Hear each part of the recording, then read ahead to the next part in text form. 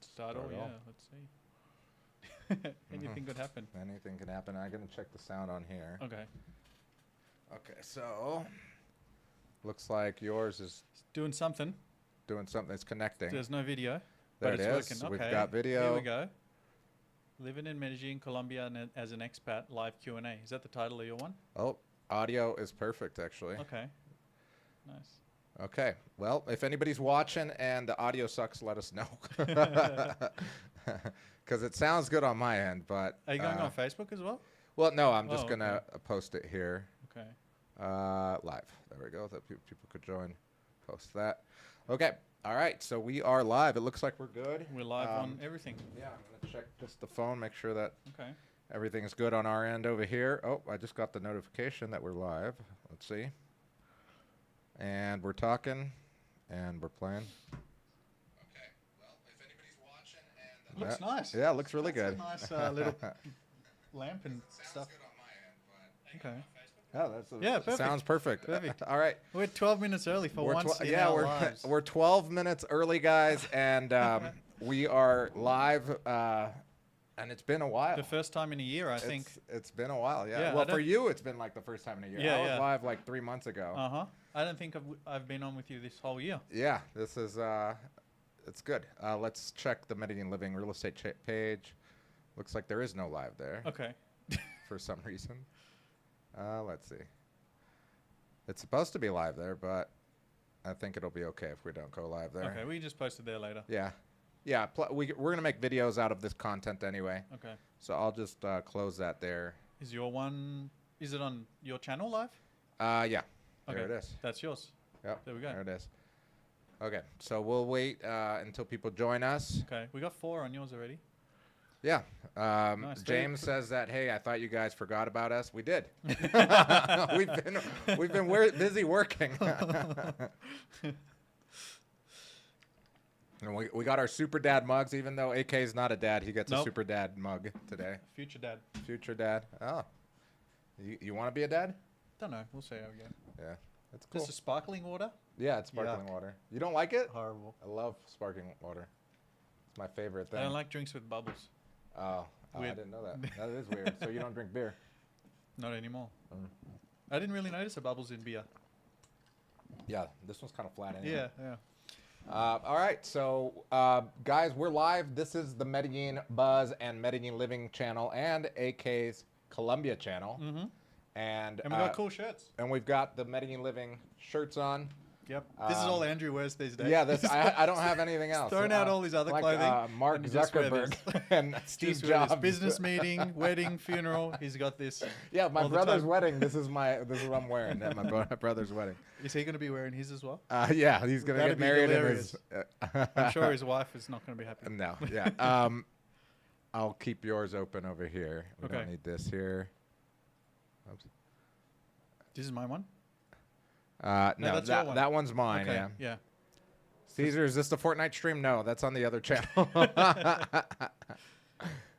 People still play Fortnite? Yeah, it's huge. They have a Simpsons thing going on right now. Oh, nice. Which is pretty cool. Yeah, so we're gonna go over a bunch of questions regarding Medellin Living and Medellin Living real estate. Basically, what it's like living in Medellin. We're gonna do some more advanced questions.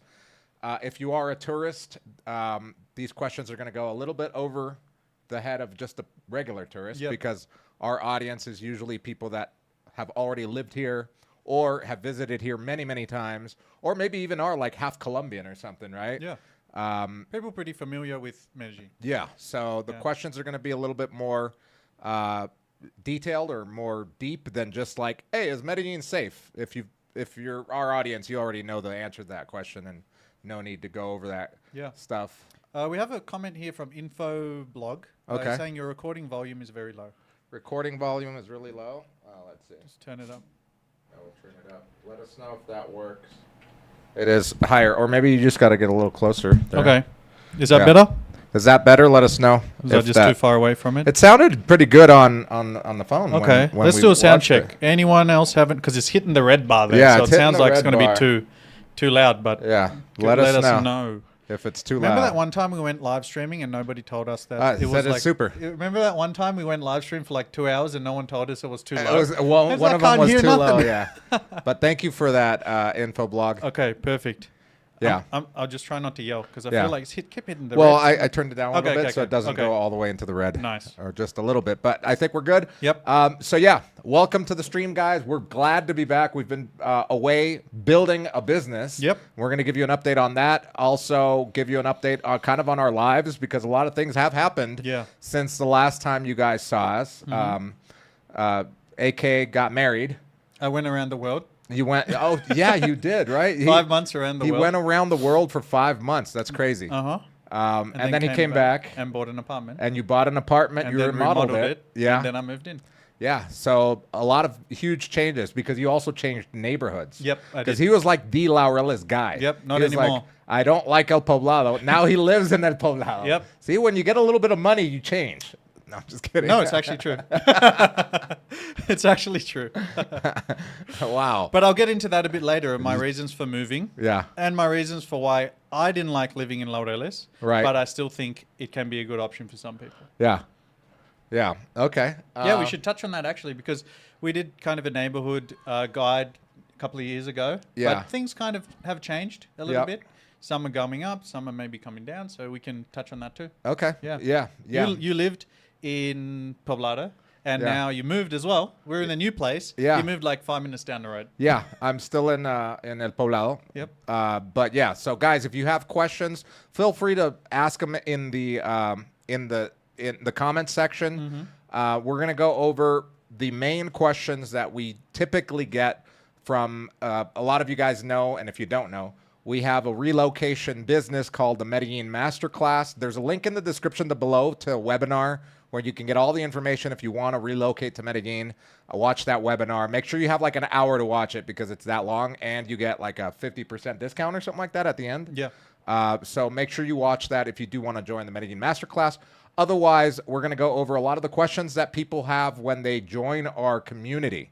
So these aren't questions of people that aren't in the community. These are questions of people that have relocated here, that are living here. Yep. And they're directly from our WhatsApp group of people actually asking us and asking the other members in the group. There's like 35 or something. Yeah. How many? Yeah. Asking. We All have the more than questions are that. from there. I think we have 35 last time Okay. I checked. Yeah. Because some people joined but didn't join the WhatsApp group. Oh, I got you. Okay. So, yeah. But the WhatsApp group is really active. Every day they're asking questions Yeah. and talking about stuff. Yeah. So a lot of important questions about living in Medellin and what life is like, or when you hit a road bump, right? Like a speed bump when you're here, it's like, oh shit, I wasn't expecting this. How do I get over this or whatever? There's a lot of those. There's a lot. We of are stuff. in Colombia. Yeah, but I mean, I think that would happen anywhere you want to relocate. And Of even course. like if you live in the United States and California and you're relocating to, let's say, like Texas or something, you're gonna hit road, speed bumps. You're gonna hit, you're gonna have to cross big bridges because there's a lot of things that you That's don't know true. about the culture, even in the States. But so we're gonna go over all of that. We'll say hi to some of these guys. James Rochas, how's it going? Jason Wheelock. Speaking of the Medellin Masterclass. Yeah. He's one of our newest members. One of the newest members. Jason, how you doing? Big fan of Andrew. Banana Republic is here too. The store, Banana Republic. I used to buy shirts from there. Daniel, how's it going? Daniel P. Hey guys, how much money do I need to buy a 1-bedroom apartment in a good area? 30 to 50 meters squared. In a good An area? average. In a good area. Well, El Poblado. Let's say El Poblado for a studio apartment or a 1-bedroom. 150 to 200? You could do it. I think 200 would be like really nice studio. Yeah. That would be like a really I nice have never studio. seen any 30 square meter studio, but I've seen a few 50s. Actually, I have a client. Here's a funny story, right? This dude hits me up, his wife actually, she's Colombian, and we start talking and blah, blah, blah. And turns out the guy just got to Medellin, and he's from Melbourne, Australia. Oh, yeah. And he's from 5 minutes down the road from me. Wow. So I've been looking at a few apartments with him, and he's looking for kind of the same thing. 1 bedroom, it's only him and his wife and a little dog. So 50 square meters to 60 square meters. Yeah. And they're finding stuff in around about the 150 to 160K range. Yeah. Nice and remodeled. No remodeling required. Close to Provenza, Patio Bonito, Manila. all those areas. Okay. About 160. 160. Yeah, yeah. And that's for an apartment, and that's where you can, let's say if he's not here, he wanted to rent it out. Yeah, monthly. Monthly, 30 only plus monthly. days, Okay, yeah. so you could do monthly. You can't not do just yearly. Daily rental, anything's going to be like above 200. Yeah. So actually, to Daniel's question, the only thing that I've seen that's like 20 to 30 square meters are like hotel suites. Hotel suite. And technically, you don't really own the hotel suite. You basically own shares in the hotel, but it's a good option. No, you technically do own it. It's on your name's on the deed. Yeah, you get a But deed. they have some weird rules like you can't live there. Yeah. You can't live there. So it's and not you can like only a- stay 5 days. Well, I sold a couple in Provenza. Yeah. They're about 100K. Yeah. 20 square meters. Just basically smack bang right next to Provenza. Like an opposite main Provenza. So it's like a bed and a bathroom. Yep, basically. Very Maybe like tiny. a kitchenette? No kitchen. No kitchenette? Just bed and bathroom. Like an Okay. actual hotel suite. And they had the rule that you can only stay there for 5 days a year. Yeah. But Okay. you make good money, so. Yeah, because those stay full year round. the time, yeah. Year round, because they're hotels. Yeah. But yeah, okay, so that's a good question. You have another one in Laureles, which is a good area. The one Yeah. I asked you about today in Yeah. in St. Peter. Yeah, in St. That one's Peter. 40 square meters, Uh-huh. 122K. $122,000 in And you can live Laureles there. on 70th Street. Yeah. And one of my favorite bars, well, my second favorite bar in Laureles is right downstairs called Okay. Medellin Sports Bar. Nice. Yeah. And you can live there. And you can That's live not there. one of those ones that's like 5 days, whatever. You can stay No, there you as can, much yeah, as you want. own it. Yep. Yeah, it's like an actual apartment that you own. Exactly. Yeah, so between 150 to 150 to is good. 160 is a great starting point. You might find something cheaper, you might find something a little bit more, but Yep. that's a good range to think about. Correct. Okay, cool. Great question. Okay, so let's get started with some of I the like left that side question. questions. I do.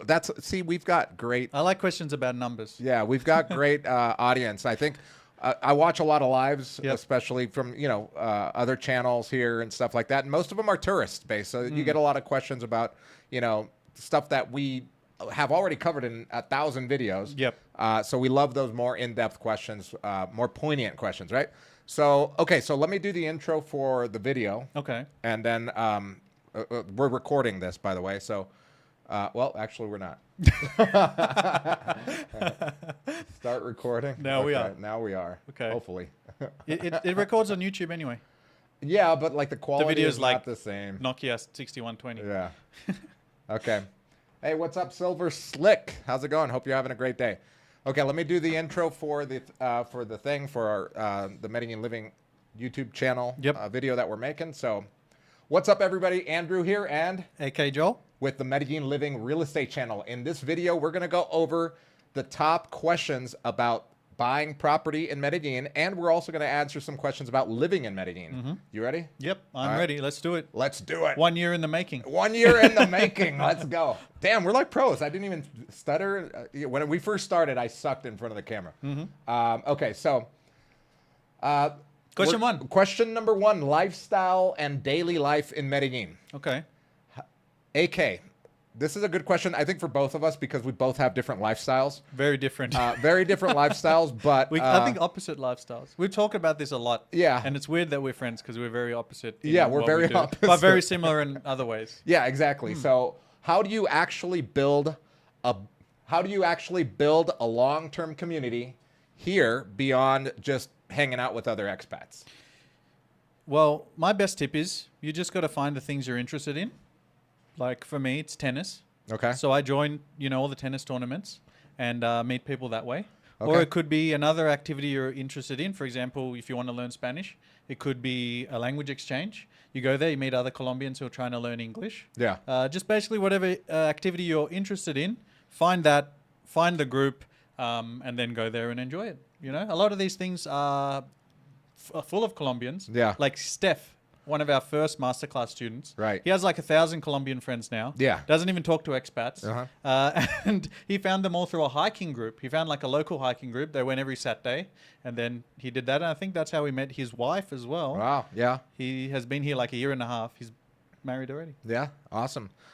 Okay. And What do you think? Yeah, my answer to that would be learn Spanish. Yep. Okay. I mean, literally, if you Yeah. don't know Spanish, it's going to be very hard in any country, but particularly here in Colombia and Medellin, because most of the locals only speak Spanish. Yep. The only people that actually speak English are expats and some Colombians that want to learn or practice their English. Yeah. where you'll meet them at the language exchanges and stuff like that. But they only want to speak in English because they want to practice English. Yeah. So practicing your Spanish and engaging with the community and building long-lasting relationships other than just your expat friends, you've got to know Spanish because you're not going to be able to break in that way. No. So, looking up like a good Spanish school where you actually have to go meet, the teacher and be at a location, hopefully in a barrio and not just like in, off Calle 10, because there's a lot of language schools, but there are better language schools that are situated like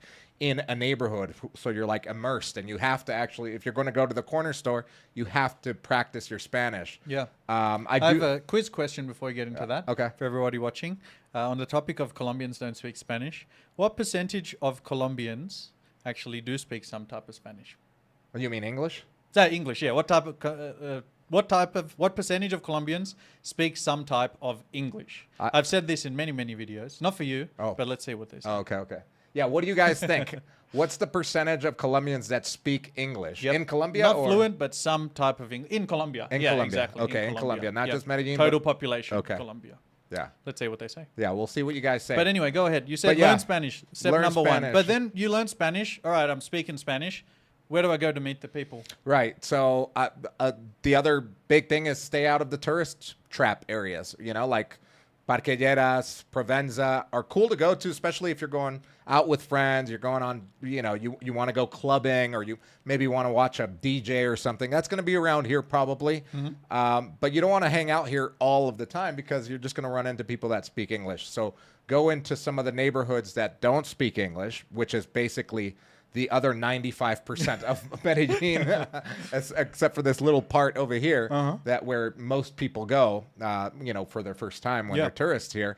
And then again, like AK said, join groups, man. When I first got here, I played basketball. I became a teacher. I became a volunteer. That's why I met you in playing basketball. And volunteering. Yeah, but literally. first at basketball. Basketball, volunteering, doing sports. Now none of us play basketball. Now we don't play basketball. Now I play paddle. I play paddle and go to the gym. But I do plan, because you put this into my head the other day, joining the country club. Great I think idea. I'm going to join the country club next year. Me too. And I'm going to pick up golf because I used to play golf when I was in the States, and I haven't played for like 15 years. That's good for networking. Yeah, it's good for networking, and it also is a crazy sport. Yep. Okay, so we've got some answers on what percentage of Colombians speak English in all of Colombia. Okay. Jason says 1%. Daniel says 5%. Canny says 10%. Okay.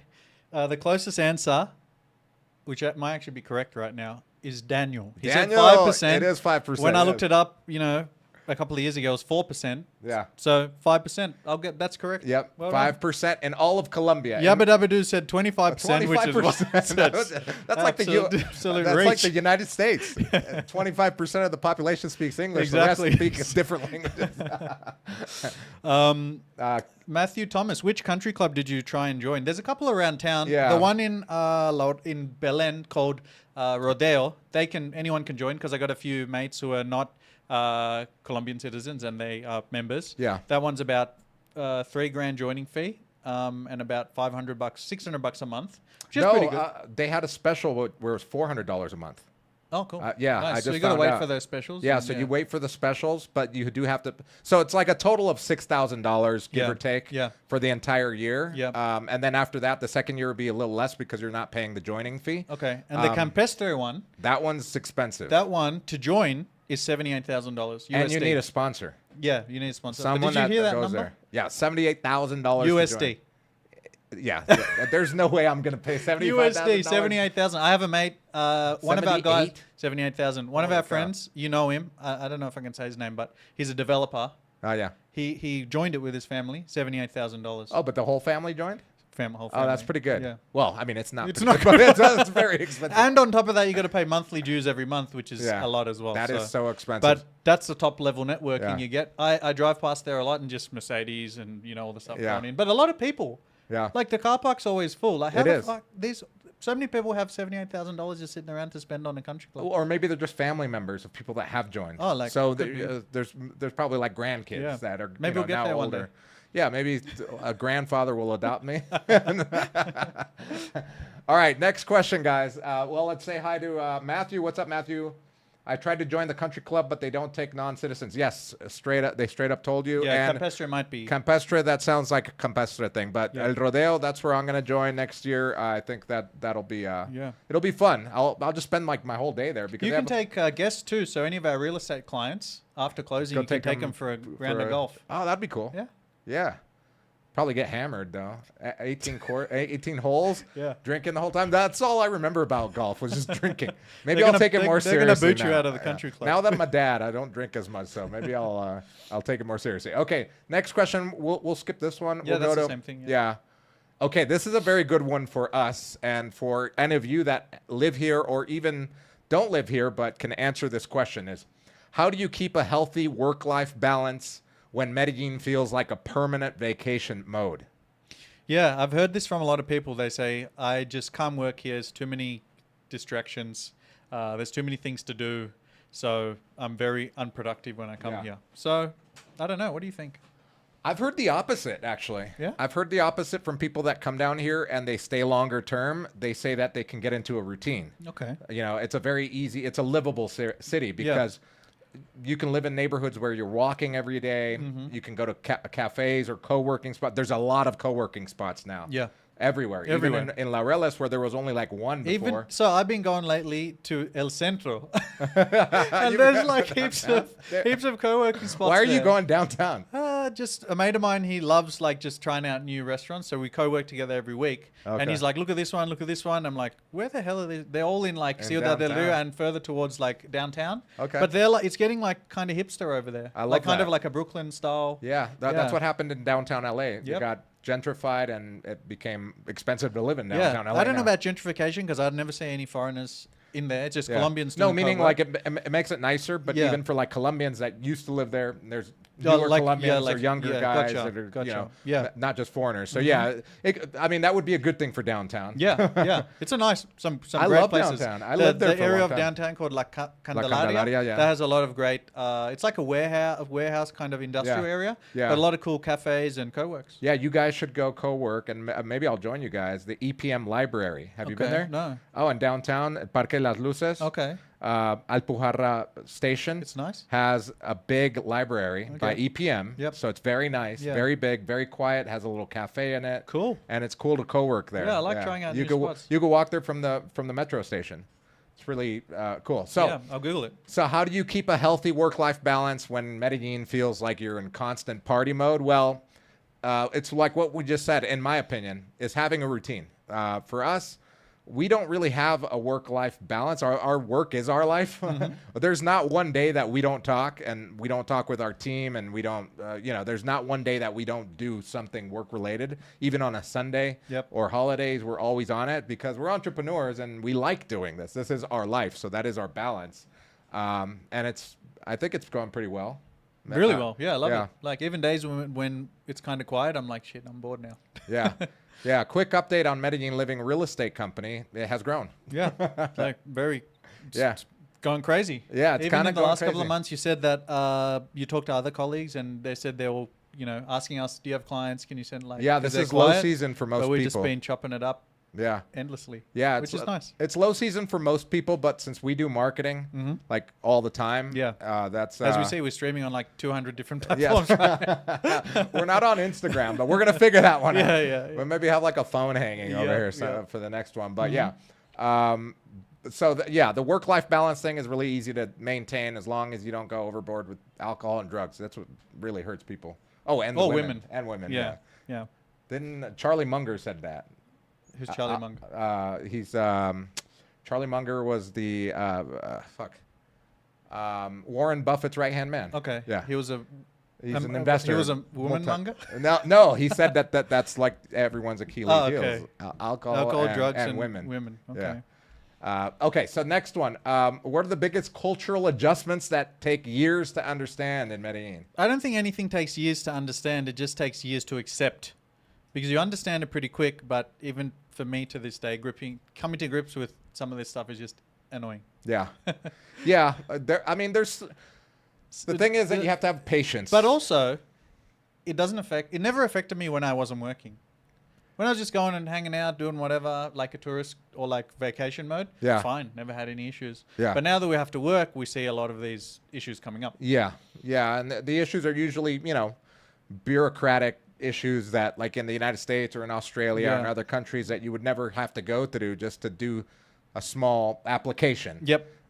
Or sometimes the government website goes down and we can't get information that we need when we're trying to make a real estate deal happen, which happens sometimes. So yeah, just little things like that. But otherwise, it's pretty easy. Just have to be patient. And again, learning the language is a step into learning the culture and understanding why things happen. And I think that's just important. for everybody watching, maybe they're not going to be running a business here or something, but just living generally. I think one of the biggest frustrations I've seen is that some people like it, some people don't like it, is that how slow everything moves here. Yeah. Like in Australia, in the US, it's all like quick, efficient. Yeah. Here it's anything but.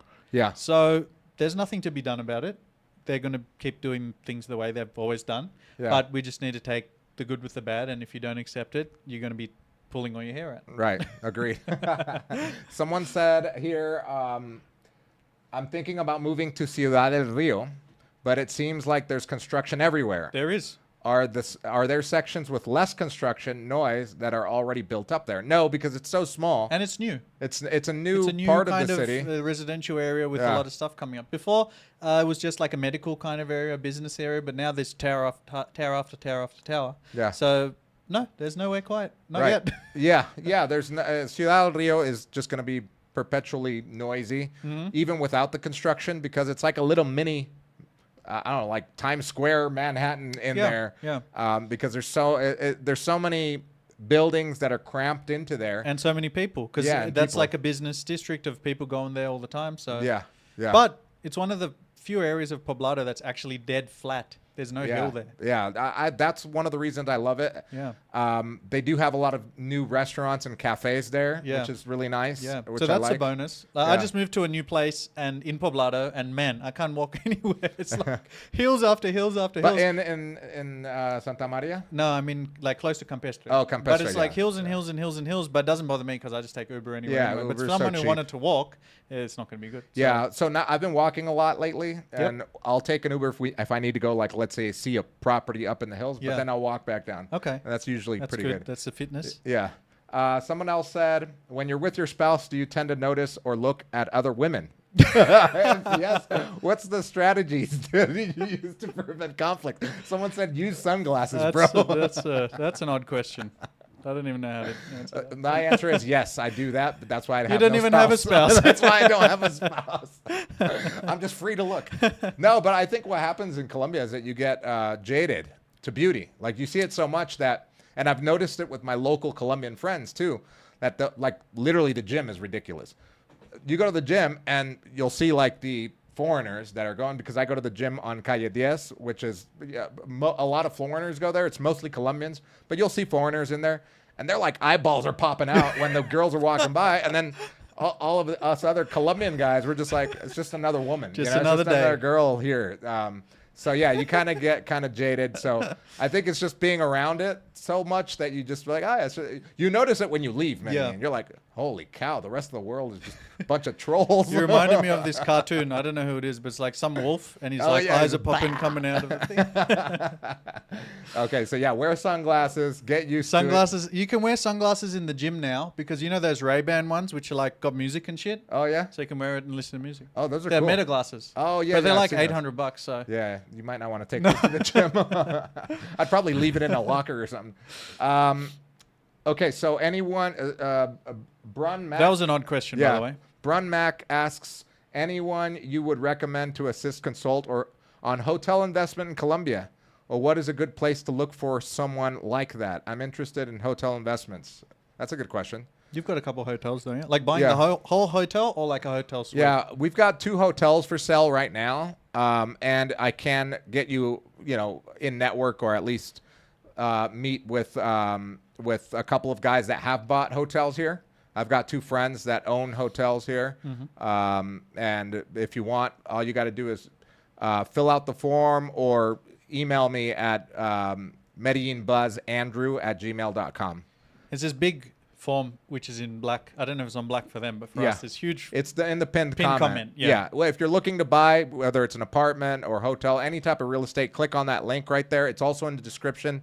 Fill out the form, or you can email me directly at medellinbuzzandrew@gmail.com. This is a good question. Do you do much business in Sabaneta, and do you recommend it for an American? What do you think? Sabaneta is great. Yeah, we just have he became a friend because I met him up for lunch. Darrow. Yep. Darrow. He's from Ireland. He bought an apartment. That's in how you say Sabaneta. his name? That's how I say like it. Daryl? Yeah. Well, how would you say it? Dara? No idea, mate. Dara. No idea. Dara. Those Irish Dara. pronunciations are crazy. Darrow. I just said Darrow and he said hi. Okay, so he just accepted it. Yeah, he accepted my pronunciation. That's what he is now. Yeah, so Anyway, Daryl is in Sabaneta. Yeah, he bought a 1-bedroom in Sabaneta and he put it up as a rental and it's doing amazing and he wants to buy more. Okay.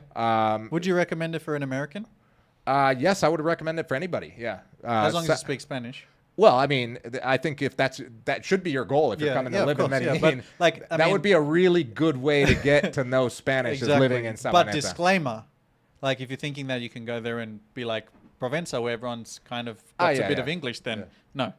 Yeah, if you want like difficult. a sports bar near you, walking distance now, Sabaneta, you'll go to the little corner store and watch the soccer game with the locals, which is also very fun, but they're not going to have like NFL. Yeah, and to answer the other question, do we do much business in Sabaneta? No, we actually don't do any business in Sabaneta. Mostly Envigado. We've sold what, like 30 something, maybe almost 30 this year. Zero in Sabaneta. Zero in Sabaneta. No one's looking really there. Maybe Darrow might be the next first I think one. Darrow is. So we don't have anything direct in Sabaneta. We have a few, but no one's bought it. So. Yeah, nobody's bought those yet. Too far away for most people, I guess. Yeah, another thing that I don't understand at the gym. Rip the wings. Oh yeah, the he's talking about that people don't put back the weights in order in the Smart Fit. Yeah, it's one of those things that you just get used to here. When you go to the gym and people use weights and then they just leave them. Yeah, I'm like, man, did your mom not teach you to pick up after yourself? It's like really, it's that fundamental. But they do it all the time here to the point where I just don't care. I'll literally pick them up and put them back myself, and then. I think some people have caught on to the gym or just make culture. your own gym like me at home. Oh, you got your own gym at home? Nice. Awesome. I am in Sabaneta, Colombia now. It's sweet to be in Colombia and watching. You all helped me get here with information. Sabaneta is safe and charming. Yeah, I love Sabaneta. See, if I didn't have this business, the Medellin Living real estate company where most of our business is in El Poblado, some in Laureles, some in Envigado, I would live in Envigado or maybe even Sabaneta, but in Envigado is like my favorite. I really love that area. I love the Buena Mesa area, but it's just too far for me. And it's kind of a bottleneck to get in and out. So I love living in Patio Bonito. I have no qualms with this place. Qualms, good word. Do you guys have any recommendations for cleaners? Yeah, I do actually. I'm just getting one this week from Hogaru. Hogaru. Hogaru. Hogaru. Yeah, it's a service, and then you just book in there how many days you want a week, and then you can do it all online, and they send someone. Yeah, that's the one that we use. I think it was about $35 a session. Yeah, so and that's 7 hours, and they come cooking, cleaning, ironing, washing, everything. Yeah, so just look up Hogaru. You use that one too? Yeah, I use Hogaru. Well, we found our cleaning lady that is like a superstar on there. Okay. And then she got laid off. Okay. And she messaged us. She's like, "Hey, I got laid off."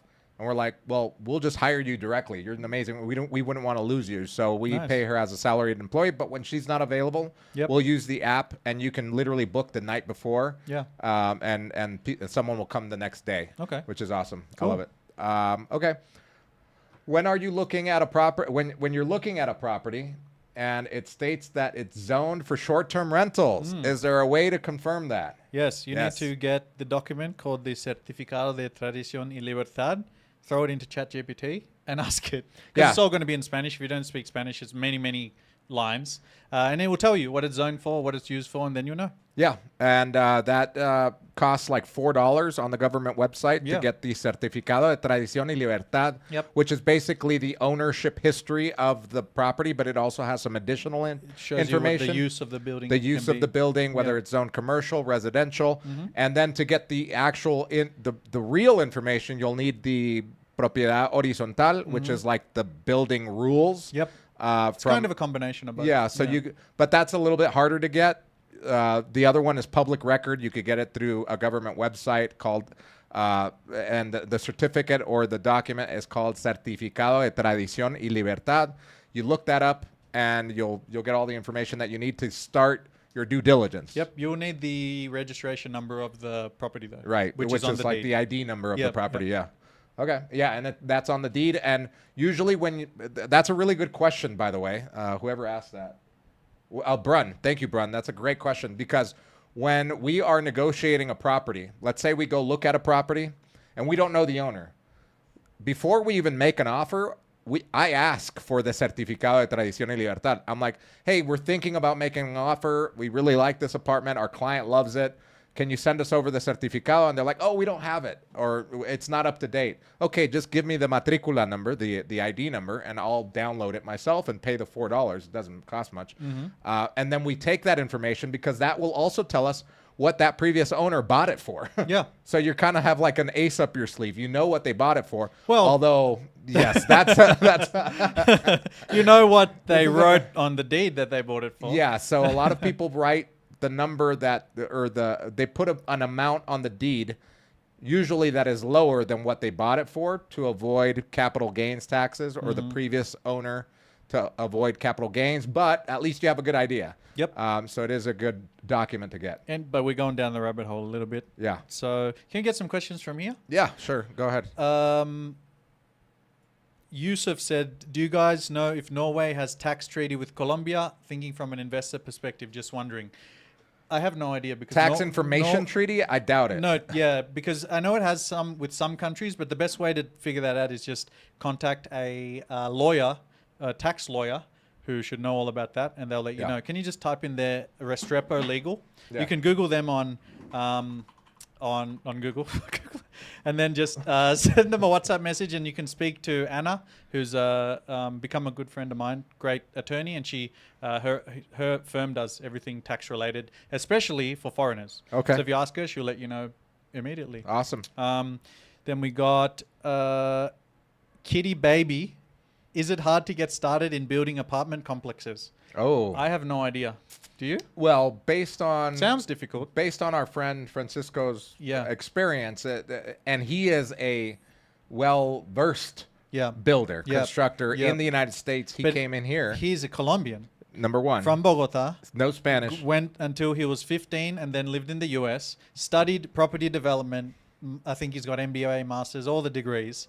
Developed in New York for many, many years. Then came back here and built apartment buildings. And he had success with hiccups. Yep. So even him, with his pedigree that he has, had hiccups. So someone that doesn't know what they're doing, even in the U.S. or anywhere, it's going to be tough. So to answer your question, depending on your experience, it could be extremely difficult, or it could be moderately difficult. Moderately difficult, yeah. Anything but easy. Construction anywhere is going to be difficult. It is. But yeah, we've never constructed a building. We're planning on it. We're making moves. Hopefully by the next year, we'll be building our first building. So if you are interested in investing with us in this new building, also fill out the form that's linked in the description below or in the pinned comment. And we'll get you information on that as it comes, because when you fill out that form, you also join our newsletter, and obviously we'd be blasting that out once we're ready to, venture into that new project. The next one I'm going to give to you, since you're the king of Airbnb. Could you guys please explain this from Yusuf again? Good questions, Yusuf. Could you guys explain the process of Airbnb in Colombia in terms of cleaning, management? Is it trustable?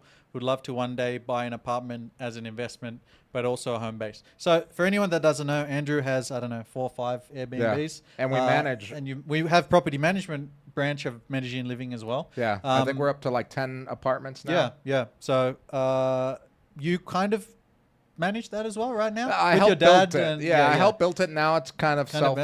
So you know all about that. Can you just give us a bit of a rundown about Airbnb in Medellin? Yeah. So Airbnb in Medellin, number one, to answer your question, for cleaning and managing, there are many property management companies here. Some are great. Some are not so great. Some suck a lot. Yeah. And all the good ones will charge you 15%. Yeah, the good ones will charge you 15 to 20%, depending on how much marketing or all what the they shit do. ones will charge you less. Yeah. And then you'll get 20% occupancy. Exactly. So it really comes down to, I mean, really what will safeguard your real estate investment here for in regards to occupancy rate is location. Yep.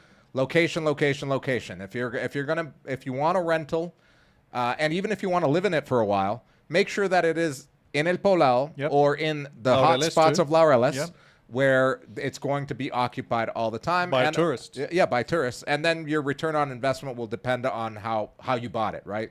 What price you bought it at, what upgrades you made to it, etc. And then, the last thing that I always tell people is that marketing will be involved. If you don't want to do any marketing, then you have to have a stellar location, amazing pictures, and when someone walks in, it looks exactly like the picture, so that you always get the 5 stars, and you get great customer service, and the platform like Airbnb will automatically push your properties. We've never gotten less than a 5-star review. I know that's I'm gloating. I am because it's hard to do, number one, and I know that there's going to be the day that we're going to get a 4-star review, and I'll cry myself for a week, but until then, the reason why we only get 5-star reviews is because of customer service. Something goes wrong, we're there in an instant. Like this thing's on every single day. I'm never not connected. Same with my team. We're always connected. We always have someone vigilant. So you want to hire a property management company that will do that for you, that will take care of the cleaning stuff. And you want to vet them. Ask them, hey, do you have any referrals? Any owners that I can talk to ask what their experience has been like with you. And because some of them might not even have a handyman, and you might have to go find it yourself, and that would be horrible. Yeah. To answer your question, that's how Medellin Airbnb property management is like. You've never got less than a 5-star review? No. What's our business called? 5-star hosts. That's the property management company. 5-star hosts. I like that. I know. And then when it goes to like 4.8, it would be 4.8 hosts. All right. We have another question here. He says, hey guys, no, hang on, not that one. What's the best way to go about applying for a 1-year visa? And now, since you're the Irish whisperer, this guy's Irish as well. Can you pronounce that name, dude? This one here. Good luck. Olsen? Okambi? It's not Olsen, it's an I. Oisin. Oh, Osen. Osen? Is it Osen? I don't think so. Oisen. Hey, Oisen? Can you phonetically pronounce it? What's terrible. The best way to go about applying for a 1-year I know visa? It's not You're the Oisen. visa guy. I'm the visa man. Yeah. The best way is to get married. So that's the best, meaning like the fastest, less fastest complicated? and best way. So I got married. I got immediately 3-year visa. Wow. Okay. And after the 3, I don't even have to renew. After the 3 years, they give me residency. See you later. Yeah. That's the best one. Like, it might be the worst attempt ever. Oisin. How the hell am I supposed to know that? I told you you're going to get it wrong. Oisin. Irish names are something else, dude. Oisin. Okay, so get married, Oisin. Okay, what would be the second best? Second best, real estate investing. So right now, if you invest above about 180K, in 5 years you can get residency. Next year that figure is going up 200K because it follows the minimum investment. It follows the Colombian minimum wage, and every year that goes up about 10%. So you invest that, then you get it first for a year, then they can renew it for up to 3 years. Okay. So you need to accumulate 5 years to get residency. So you probably have to renew it, anywhere between probably 3 times in that 5 years, and then you can get residency. Right. Really, really good. Okay. So that is for people.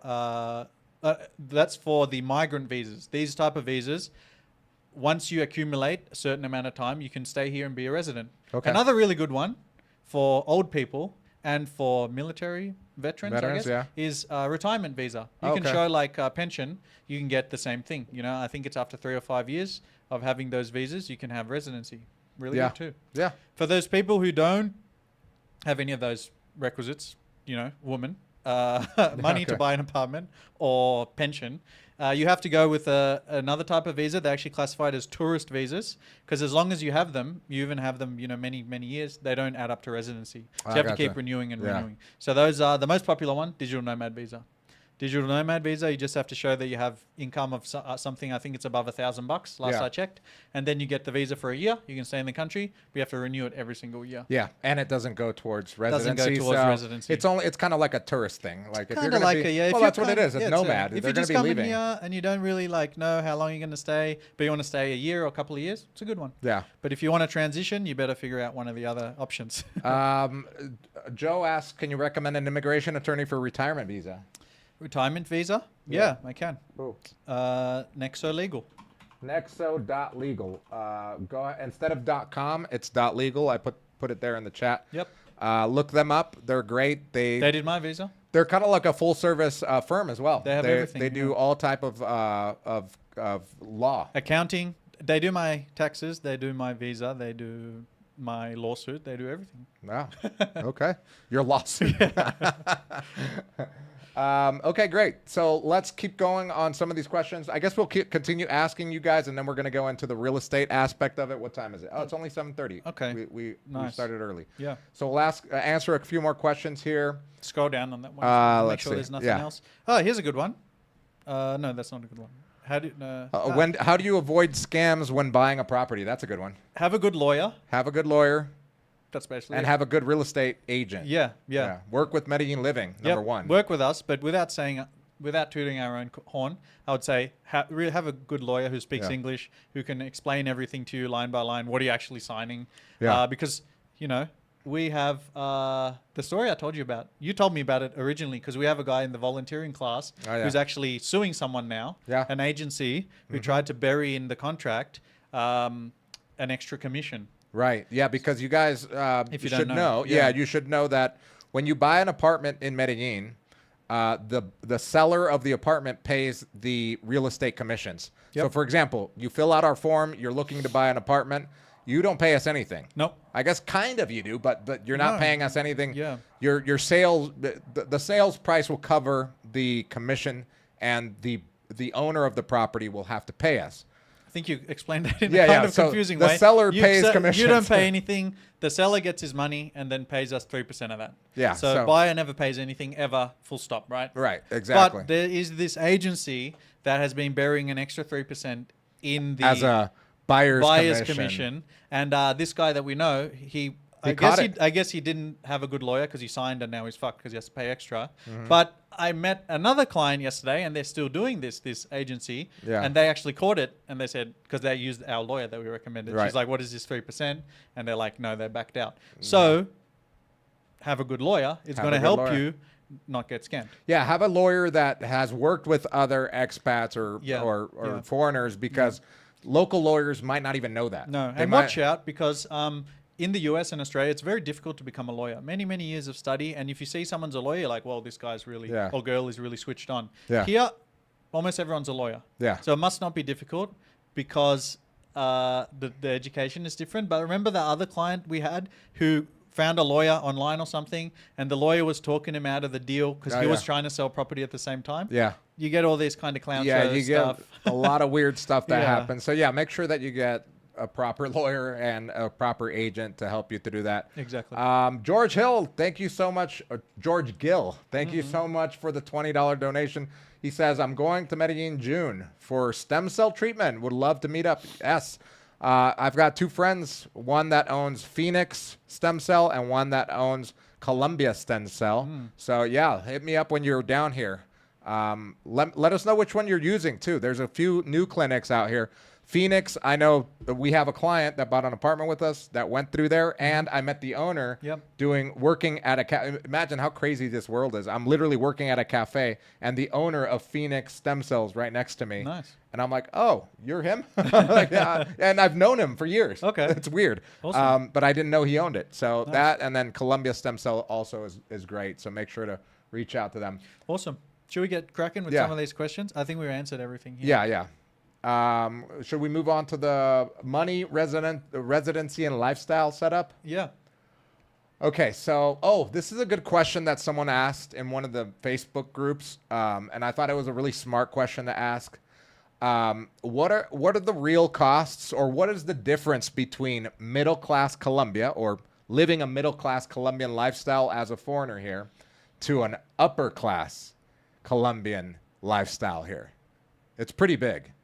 The people that can go to Campestre are very different than the people that go to Rodeo, which are very, very different to the people that go to SmartFit and Body Tech and Athletic. Would you call people going to Rodeo Country Club 600 US a month middle class? I don't think so. No, that's upper class. That's upper class, but that's not even the high upper class. No, that's like that's like upper class people that maybe doctors that have been working for a long time, maybe entrepreneurs as well that can afford that. But not the regular Colombian would afford that ever. So what do you think? Let's break this down. What's the real cost monthly of maintaining a middle class lifestyle here? A middle class Colombian lifestyle? Yeah. I would say, let's say a joint, let's say a husband and a wife. Just talk single because we're mostly or single. Okay, single. Single on this. Let's just talk in dollars as well. Yeah. Middle class, I think you could do that with $2,500 a month. $2,500 a month if you're renting an apartment that is unfurnished through the local routes at, let's say, $500 a month in Laureles, in Belén, so in Envigado. You're renting for $500 a month, but you're spending $2,500. What's the other $2,000 on? $2,000 for food, gym, stuff that you got to do. Maybe if you have a car, maybe a car payment. And I'm talking about like Colombian families. They usually all have cars, so they have a car payment. So they're probably making between $2,000 and $2,500. If you don't have a car, then you're saving a bunch and you're just walking around. So about $2,000 to $2,500. I would say that's a good starting point for like a good middle class neighborhood. And what about upper middle class? Upper middle class, you're going up $3,000 to $4,000, and then anything over that is $5,000 plus. Like if you want to live in like a mansion somewhere, you need to be making more than $5,000 a month. For sure. Yeah. I mean, that's pretty easy to break down. All right. Next one. Okay, next one. We could skip this one. Oh, this is a good one because we get this question for when people want to buy a property out here or buy a car or whatever it is. How do you deal with banking frustrations, like transferring money from your home country over to Colombia, using credit cards maybe even to fund stuff here? What is the best way to do this? Dealing with the frustrations of the bank. Sometimes you can't do anything, man. Like, well, if you don't have a local ID, you're probably not going to be able to open a bank so account. Firstly, even opening the bank account is very difficult. But then some things happen. Like about 2 weeks ago, all the banks, like everywhere, like Bancolombia is the biggest one, but Bancolombia was just transfers were down. Yeah, for the whole site was down Couldn't for the pay whole anything. day. Couldn't pay anything. Yeah, like literally taxi drivers were going home and not working that day. Like people weren't working and what can you on do this about day it? when the bank just fell. Who do you complain to? Nobody. Nobody's going to do anything. You can't do nothing about it. It's just one of those things that in this type of country that you just have to be patient with. Yeah. It sucks when that happens, but it doesn't happen often. Yeah. I've been here 15 years. I don't remember the last time Bancolombia fell like that for a whole day. Yeah. We have another good question here from Kitty. Said, where would I live if I wanted to be around upper middle class with good nightlife? With that's good nightlife. Kind of a combination. I love that question. Yeah. That's you. Yeah, I love that. Nightlife, man. Anywhere in El Poblado. Anywhere in El Poblado that's not right where the nightlife is. I mean, the nightlife is basically like a 5-block radius in Provenza. So you could even live 5 blocks up and you'll be away from the nightlife. 5 blocks to the left, 5 blocks to the right, 5 blocks down. I live 20-minute walk, and it's super residential where I live. It's all flat, walking distance to the metro station, walking distance to cafes, etc.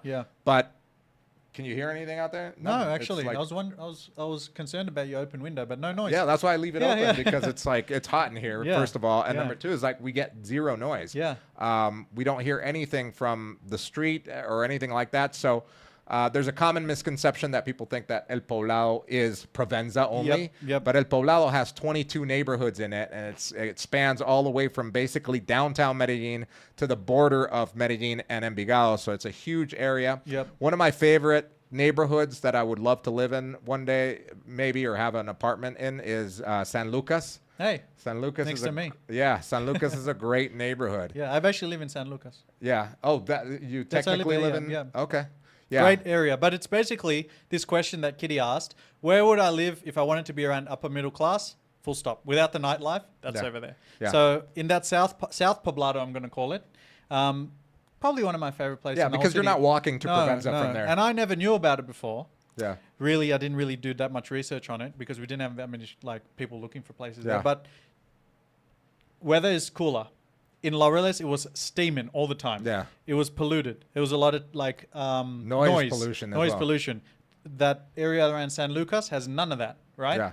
Yeah. Also, that's the upper middle class. It's right next to Campestre. Yeah. It's super green. Views are beautiful. Prices are very affordable as when you compare to like closer to Provenza. The only downside, if you like to walk, is that there's hills. Hills. A lot of hills. Yeah, a lot of hills. Another great area for you, Kitty, to look into is Los Balsos. Los Balsos is most of that area is close enough to walk to Provenza, but far enough where you might It's about could take a half Uber. an hour walk, right? Yeah, like 20 to 30 minute walk Yep. if you wanted to walk to Provenza and the cafes and stuff. Yep. What Santa about Maria, Los Angeles. What about Castropol? That's the one that nobody talks Castropol. about. Yeah. But it's basically like 20-minute walk Yeah, from Manila. from Manila. Yeah, yeah, you can walk down And the it's hill. quiet, Yeah. residential, really nice. Yeah. There's a lot of Great places. views, too, You just there. go find Calle Diaz, right? Where's the camera? Find Calle Diaz. You guys know that's Street 10, the main street. Just go back like 2 blocks north, 2 blocks south. All those neighborhoods, all good. Yeah, they're all good, and you're not going to get any noise. So yeah, that's where you are. Good Basically question. 3 blocks south of yeah, there. of there, yeah. And Love before it. you were 2 blocks north of there. Yeah. So. How would you describe El Tesoro? El Tesoro That's is a definitely very upper class area. Upper class area. It's got hills for days. But the buildings there are a lot of new ones. Yep. A lot of amazing ones. My Nice one. favorite place in El Tesoro is along Amsterdam Plaza. Yep. The neighborhoods around Amsterdam Plaza, Which is because a you shopping mall. It's a big shopping mall with a lot of restaurants, etc. But it's a flat area of the hills. Yep. Where you can walk, parallel. Yeah. And you can walk all the way to El Tesoro if you wanted to. And El Tesoro is a great mall. Yeah. For co-working, they've got a Pergamino in there. Really They've got nice a bunch of area. other cafes. But hilly. But yeah, so if you want to go anywhere else there, you're probably taking an Uber. Yep. But a lot of people want to live there Yeah. because of the lifestyle. Yep. Because it's upper class, it's beautiful, you're surrounded by greenery, Yeah. nice amenities in these buildings, walking distance to Amsterdam Plaza and El Tesoro. And if you wanted to walk down the hill, you could walk down the hill. Probably not walking back up the hill. No. But Ubers are so cheap here that it doesn't matter. I was going to say, probably everybody knows about the prices of Ubers here. Yeah. But if you don't know, the reason we keep talking about Uber is like you could walk 20 minutes somewhere or you could just take an Uber, which is like $2. Yeah. Yeah. Like I personally hate walking, right? I love walking. I think You it's hate so walking? boring. It's like one of the most boring things of Bro, all time. I just throw on like but you use it for exercise, but I play tennis like 5-6 times a week. so you So I don't don't need no more extra, exercise. yeah. And it just irritates me because it's slower than just taking an Uber. Yeah. So I take Uber everywhere. Yeah. And it's like really, really cheap. Yeah. Every single day I take it back, forth, and pay my Uber bills maybe $150 a month. Yeah, it's really Whereas cheap in here. Australia, I would go from my parents' house half an hour to the city. It's $120. Oh, yeah. There goes your whole budget Yeah, for the whole month. budget gone, yeah. Yeah, great. So Tesoro, awesome. The con, hills. Yep. And also traffic at peak hours because the streets there are very narrow. So traffic gets horrible. I was stuck in traffic today when I went to go up to film video the apartment? that apartment. In Medellin. No, well, that was one, and then the other one Okay. Up above Provenza, Yeah. Los Balsos, also bottlenecks. Okay. It's not good for driving, but if you're an Uber, it doesn't matter. You feel like you're back home in LA? yeah. No, LA is worse. For sure. That is one of the Yeah. worst. Oh my god. We got squishy plums, Dono. $5. Hey, Thanks, thank you. buddy. Squishy plums. Used to watch us on every single live. Yeah. Diego says, is it true that that to really learn about Medellin, it's best to watch YouTube channels Medellin Unfiltered and Rob Lafon? I love Rob Lafon's channel. I watch his Who's channel. all the- Medellin Unfiltered? I don't know what Medellin Never heard of it. Unfiltered is, but I think you should watch whatever you want to watch. Yeah, yeah. Because everybody, look, has at the a end of the different day, experience. at the end of the day, everyone's basically saying the same thing. Yeah. But they're saying it in a different way. So whoever you like listening to, Yeah. whoever connects with you, watch them. Yeah, like I watch so much YouTube for the things that I like, and there's different perspectives, different experiences. Even between me and AK, our experience of living here is completely different to one another. So you'll learn from everybody. So I definitely recommend watching either one of those. But I do know Rob Lafon; he's awesome. Yeah. Canny for Life said, AK, now you're in Poblado. Does the noise bother you? I specifically bought a property where there is no noise at all. Yeah. I live next to a creek, and that's all I hear. Oh, really? Yeah. That's cool. Yeah, I have a little co-working spot that I put on the balcony, and the creek's just there. Beautiful view, just treetops. Yeah. No noise. Where I lived before in Laureles, and this is the reason I moved. I like Laureles a lot. I think it's a great area for people. But just in my street, where I lived, they made 4 new towers. So I was surrounded by construction. Yeah. So I was like, I can't take this anymore. Too much noise. And I was next to a main road where it was just like 24/7 all noise. the time. I can't deal with this anymore. Yeah. So. The motorcycles. Okay, so let's continue down this list here. Okay. You got no more questions here? I don't think so. Okay. If I scroll We're up good. now. I think we're good. Yeah, we caught up. No, Good. we do. Okay. Okay, Sorry. cool. All right, so let's go to real estate questions. Okay. Big question that we get a lot, and we not only do we get this question a lot, but we also hear it from people that are on Facebook groups, etc. Is, are we hitting a saturation point with short-term rentals in Medellin? In your opinion, I don't know how, the question saturation point. like, is there too many? No, because if there's nothing for sale. Okay, so that answers that question. No, There's we're not too not many. saturated. What's the opposite of saturation? Dehydration? Yeah. That's where we are. Dehydration. Yeah, there's not enough. Everybody wants to buy a short-term rental, but there aren't enough. Do you know why that is? Yes. Because the people who are holding them are making so much money they don't want to sell. They don't want to sell. Well, that's number one. That's number one. And number two is that there's so little of them. Yes, so little of them. Because most of 95% of all of the apartments or buildings in Medellin are zoned residential. Yep. In order to do short-term or what we call daily rental, Yep. it So has let's to be. clarify that first. Yeah. Short term means under 30 days, and then anything above that is It's normal, long-term. Long-term, Yeah. yeah. So anything that has a daily rental, short-term rental, has to be zoned commercial. And obviously, for example, these buildings where we live and all of, I think there's maybe like 3 short-term rental buildings in all of my neighborhood. Yep. And it's because, in order to rezone, let's say, a building that is residential into commercial, you have to get 75% of all the homeowners to vote on it and rezone it, and it's going to add added fees to all of the homeowners. So, if you're living here, why the heck do I want to rezone it? And there's, especially in the last couple of years, there's big negative publicity about short-term rentals. Yeah. And troublesome tourists. So I guarantee, like this building, you have all Colombian families and stuff here. Yeah. Guarantee 70% of them are not going to vote to have all these crazy tourists around their kids and in the apartment. Yeah. So it's difficult to get it passed in buildings which are residential. There's limited space. That's another thing. You have done a lot of study about this. There's limited space in the city to actually build new buildings. So all of this means that there's very low supply of these short-term rentals. There's high demand because basically everybody that comes to us, like 80% are like, I want short-term rentals, but I want to spend like 150 grand. Yeah. I'm like, well, you need to spend double that. Or go buy a hotel room. Or go buy, yeah, exactly. So, yeah. Yeah. What about the research that you've done about land scarcity?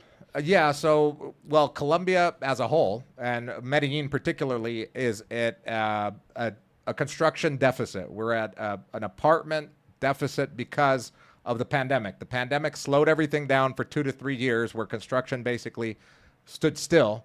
And then once it started again, developers started developing in places where they're going to make the most money, like El Poblado, Las Palmas, some areas of Laureles, but not even that much. So there's been a scarcity, and demand has risen, not only because of tourism, because obviously tourism has played a little bit of a part, but the Colombian population has grown. Yep. Add the Venezuelan influx as well, so all of them are working and they need places to live. So there's been a scarcity and there's been a big demand on property. So property value has shot up, even in Estrato 3 neighborhoods, like the lower working class neighborhoods as well. Rents have gone up because of this scarcity. There's no land to build on, so because that's one of the answers is like, well, why don't we just build more? Well, there's nowhere to build, number one. And in order to build on top of stuff that's already built, you have to make sure that there's infrastructure. And some of these neighborhoods that are lower income, running water is an issue, electricity is an issue, internet's an issue, so infrastructure is an issue. So there's a big study, and there's a great YouTube video in Spanish by La Pulla, Pulla, where they researched this and talked about it to Colombians, because a lot of people were saying gentrification, gentrification, gringos go home. And then they're like, no, it's not the gringos that are doing this. It's us Colombians that fucked ourselves, and our government didn't subsidize during the pandemic in order for construction companies to continue to build in the areas that need building. And of course, developers are not in the charity game. They're about making money. So that's why you see these great developments, but that are super expensive, that a lower class Colombian or a middle class Colombian is not going to afford. So that's the answer to that. We're not at a saturation level. We are at a level where we are, there's a scarcity. Dehydration level. Yeah, there's a scarcity of not only commercial, but residential units. Yep. That's why property value is so high, even in the middle class neighborhoods where foreigners don't even go. For example, in my building, I've never seen one foreigner, and there's 150, about 200 apartments in this whole complex. And when I walk around the neighborhood, the only foreigners I see are from the one hostel that are here. So no, it's not tourism that's overcrowding these places. It's the Colombian population have grown. As well, because all the jobs maybe here too. Yeah, now there's more jobs here. Medellin has become kind of a little metropolis, and a lot of people come from other cities to work here. Yeah. And of course, the Venezuelan influx and some of the tourism too has affected some of the neighborhoods like Manila, which is a very good.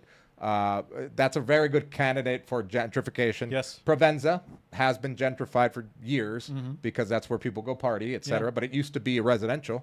But yeah, so that's the answer there. Okay. Ciudad del Rio is not gentrified. It's basically meeting that demand. There used to be a company. They were like a gas company that owned a bunch of land there, and they had their facility there. They moved them to a small town nearby. And that small town now is being gentrified by the workers of that company that was moved there in order to make room in Ciudad del Rio to build like 4 different towers. So that's the situation in Medellin. And once you know that, you start learning about the market, you can make, smarter moves too. Okay. Here's another good question. What ROI are serious investors getting today? First of all, let's answer that question. Yeah, what ROI? What return on investment? Yeah, this is a really good question because most people have no idea. Yeah, because a lot of people will watch YouTube channels from like 5 years ago, even 3 years ago, of people making 20% ROI. Yep. And you can still make that. You can still make 20% ROI. It's going to take a lot of work. You got to buy something very cheap, gut it, like remodel really, it. But something really cheap and really shit. And yeah, it's got to be like like falling apart. Yeah, it's got to be in an old building. Yep. It's got to be in a great part of town. Yep. And you're gonna have to remodel it, so it's kind of like a hidden a gem, right? Yeah. Like finding a diamond in the rough. Exactly. But you can find them. Yes. We see them all the time, actually. And then you need we're gonna show a couple 3 actually. to 6 months renovation on it. Yeah. And then you got to have a good construction crew as well. And then you have to have good marketing, good management, good property management, etc. So high 10 out of 10 difficulty, but can be done. That can be done. But what if someone that doesn't want 10 out of 10 difficulty, someone that wants turnkey? Let's talk about that because that's most a big people, one.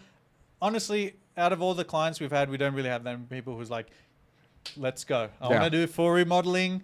Give me the construction crew. Let's get this. Not really. And we have a few, and then we tell them, these properties, and they look at them like, maybe not. Yeah. So most people want to, this is the main situation. Yeah. Tell me if you agree. From all the leads that we've seen that I have seen this year, most people are like, hey, I come to Medellin 5-6 times a year. I want to stay there in my apartment. And in the rest of the time, I want to rent it out and at least break even, but also hopefully make some money. Right. True? Yeah, that's usually the case. At most, some of these people are staying 3 months, maybe, sometimes less. Because they still have jobs and life back in the US, but they like to come and visit. So those type of people, what type of ROI would you expect that they could break even? Break even. If you can break even and live in Medellin for 3 months for free, you're winning. Yep. For a turnkey property, a property that has been remodeled, somebody else remodeled it, or maybe you put some touches to it, maybe upgraded the kitchen or some of the bathrooms or whatever, and you rent it out for 7 months out of the year or 8 months out of the year, and you're here for 3 months out of the year, whatever the case is. Yep, free accommodation. Yeah, but you're living here for free because those other months are basically paying the apartment for you and paying back your investment. That's a great deal for most of our buyers. Yeah, and those, for the people that, if they're not staying there, those type of properties would be bringing in about 3 to 5% net ROI, Yeah. which doesn't sound like much. Doesn't sound like But much. those are easy projects. You just buy it, rent it out, done, right? Yeah. So And you have a place to stay. And you have a place to stay, yeah. So I'm doing a deal now, about to sign paperwork very soon. Yeah.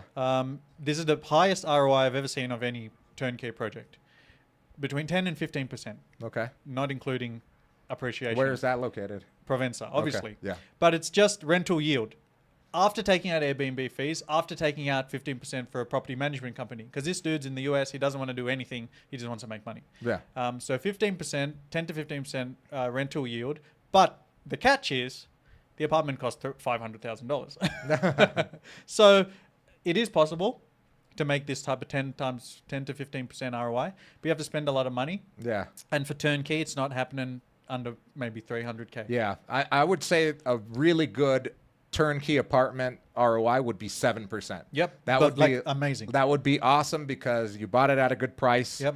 And it's in a great area, and you've got a good property management company. Yep. Because your biggest expense is going to be that 15% yeah. property management fee. Yeah. If you manage it yourself, maybe you're living here and renting somewhere and managing it, your ROI is going to go 15% more than what it would have been. But if you're not, then expect 7% or lower. Between 3 to 7%. 3 to 7 is a good range like for the most good people. range, yeah. Unless you got big money and want to invest in some of these bigger buildings like Wake, Energy Living, like iconic buildings, Yeah. but there you're spending 400K upwards. Yeah, that's a good point. The Yep. more you spend, The more you probably make. the better your return. Well, but definitely the better. yeah, unless if it's like up in the boonies somewhere. Yeah, yeah. It's just like a lifestyle property. Exactly. Okay, cool.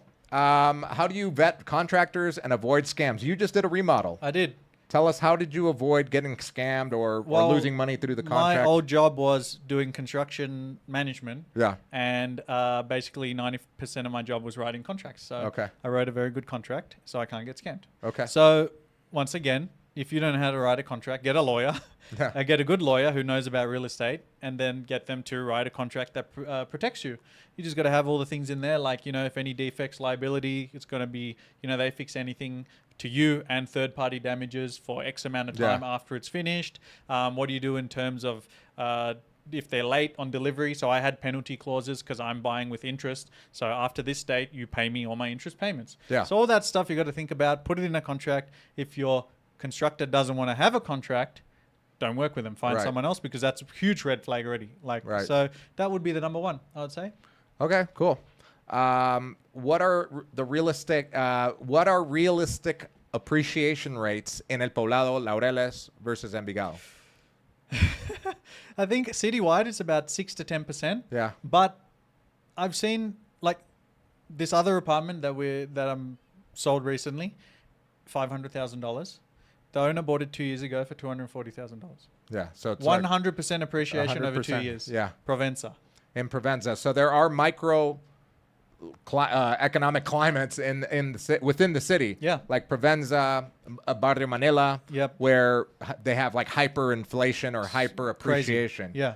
on prices. But overall, you're looking at about 10% appreciation across the board. It's usually in line with inflation, and inflation in Colombia is usually around 9 to 10%. So appreciation kind of follows that. One of the questions is like, well, don't you lose money on the exchange rate? You might make 10%, but right now the dollar, for example, is at like 3,800. Yeah. So those people probably are down under what they got. So what I tell people is like, look, when you're investing in Colombia, this is a decision that you're making to keep your money in Colombia.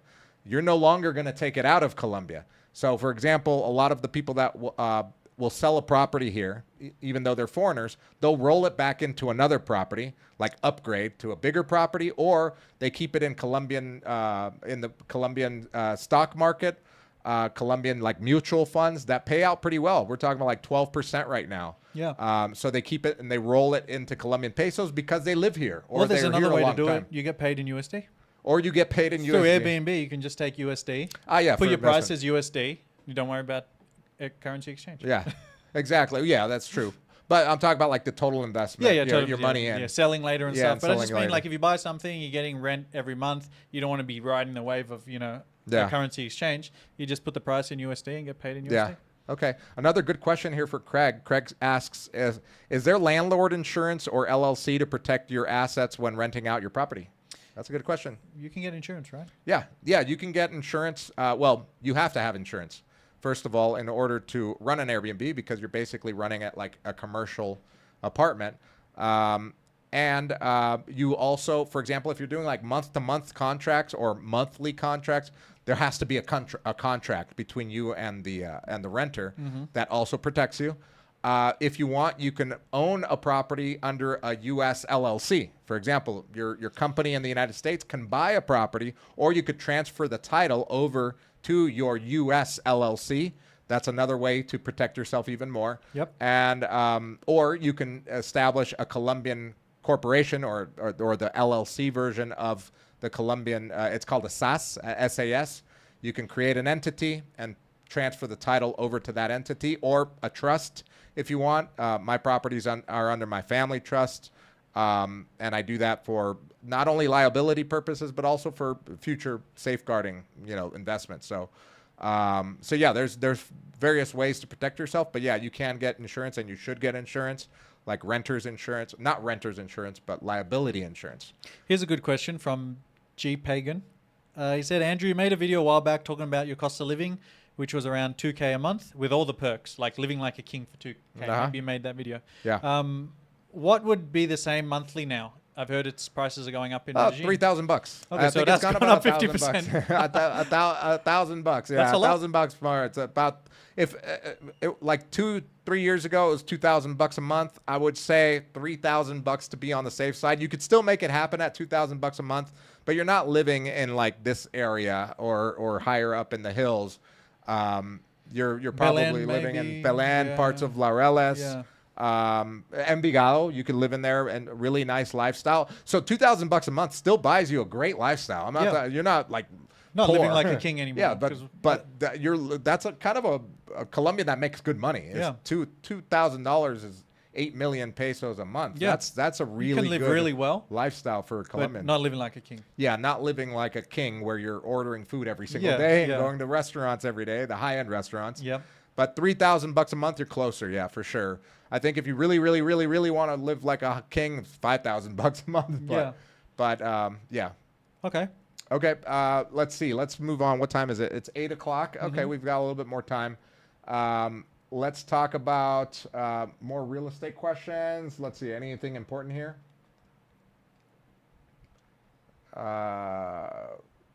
Here's a good question. Okay. For someone, most people, like the clients that we get, they want to buy something for them to live in. They're single people. They want something, let's call it poblado. Okay. 2 bedrooms. Maybe they want a bedroom and put a kitchen with a balcony. Yeah. What is that going to cost? Well, those ones are about 80 to 100 square meters. Yeah. So usually you can gauge it by price per square meter. And we just learned this through AK's remodel and a couple of our clients' remodels, that it's going to be about between, depending on how high end the remodel is going to be, right? I'm just talking about buying. Oh, buying. Buying, not remodeling. Okay, okay. We can talk about remodeling next, because that's a good point. Question, yeah. But let's talk about just buying a property that's ready to live in one of these nice areas that we talked about. Good to go. Like a 2-bedroom. 2-bedroom, nice balcony, maybe bath. a view, no amenities, but 2-bath, 900 square foot. I would say start at $200,000. Yep. Start at $200,000. That's going to shock a lot of people. Yeah.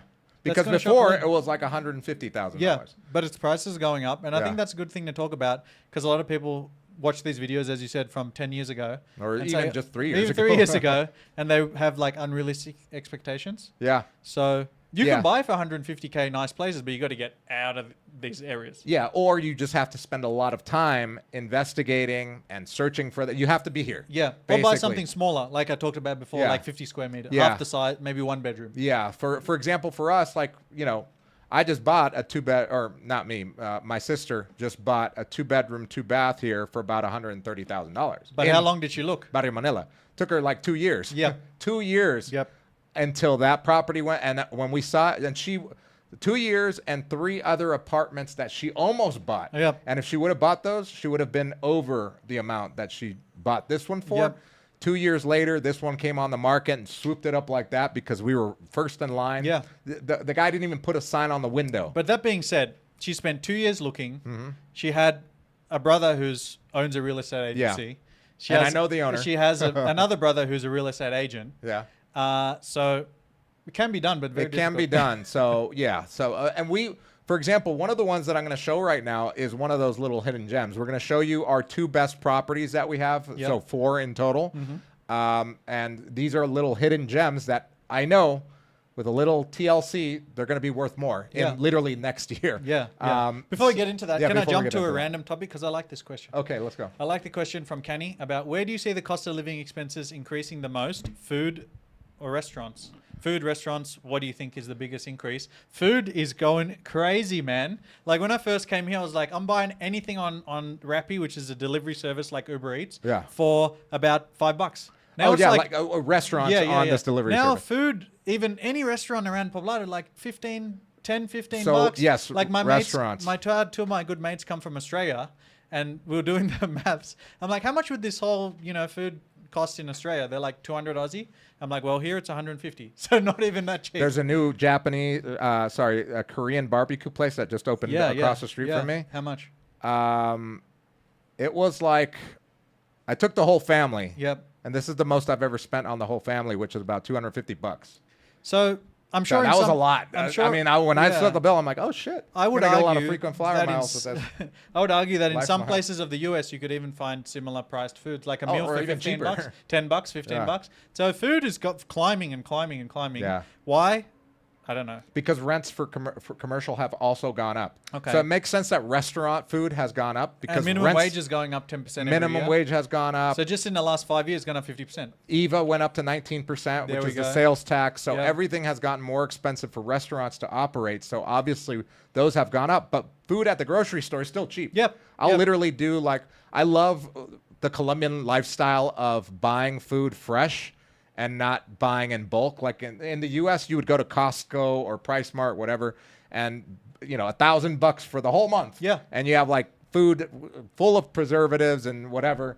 Here, it's like I go to the local market that comes straight from like the farm, and I buy the food that I need. Like I'll buy 3 tomatoes, which I'm going to use for the next 2 days. Yeah. And then I'll just go by there again in 2 days. Before, when I first got here, I'm like, that's so inefficient. I hate it. Now I love it. It's like part of my day. You love walking, so I'm going to go. I go by the grocery store. I look on my app. I'm like, oh, I need this, that, and the other. Pick it up and come over here and cook fresh. Yeah. And that food, the actual groceries are very cheap. Mm-hmm.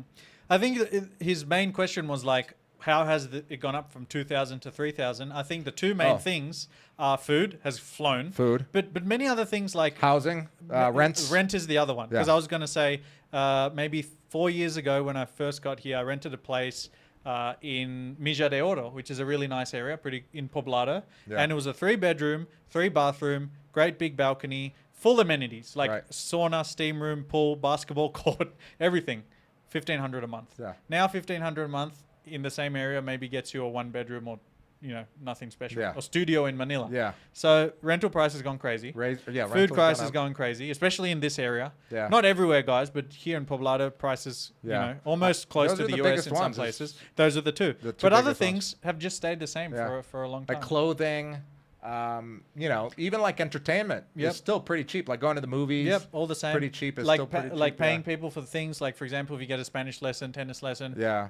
Your plumber, all that the stuff is cleaning more lady. or less the same. But the other thing that's gone really crazy is remodeling cost. Oh, remodeling costs have gone super high. When you first talked to me, you told me $300 a square meter for top high-end luxury. Yeah. I spoke to our contractor today because he came to my place. Yeah. And he told me that it's about now 1.5 million. Yeah. What's that? 450 for like mid-range. Yeah. And to get high is going to be about 500 a square meter. So it's gone up a lot. Yeah. Yeah. So again, to reiterate, construction, when you're doing remodeling, high end, it's going to be like $500 plus per square meter. So if you've got 100 square meters, $50,000 to gut the place and remodel it high end. That's another reason why it's so hard to make these 20% ROIs now, because the price of it. So you have to get something that's kind of nicer, but not so nice where it's too expensive. Exactly. Carib says that I'm from the Caribbean, And I visited Medellin a few months ago and stayed in El Poblado. I found that the food in El Poblado area, it's about the same price range. The further you go out from Poblado, the cheaper. Yes, of course. Restaurants are way cheaper in lower income neighborhoods as opposed to the high end touristy areas. So, I mean, I think you're going to find that anywhere in the world. But yes, a lot of people when they come here first time, you ever eaten they just food hang out in there. Rome? I've never been to Rome. Oh, crazy price. Yeah, really? Yeah, well, I couldn't assume. All It's the Rome. tourist areas are crazy. Yeah, Yeah. Great. Rome, Paris, all these places, near the tourist spots are going to be expensive. Yeah. Okay. Good question. Good question. Good question. Do you want to look at our properties? Yeah, let's take a look at our properties. We're going to, let's take a look at yours first. Okay. I'm going to change the scene. I'm going to move this over here. And which one's first? That one or that one? Let's do this one first. The Laurel's one. The Laurel, other one. Other one. Okay, so let's put that over here. Okay. Okay, by the way, guys, our website is called MedellinLivingRealEstate.com. I just forgot our website name. I look at it every single day. You made the website, dude. Yeah. Okay, so, oops. Screen share? Screen share. There it is. Here we go. Okay, we're on the bottom left. Yep, Nice. bottom left. And All here right, guys. is our first property here. So go up.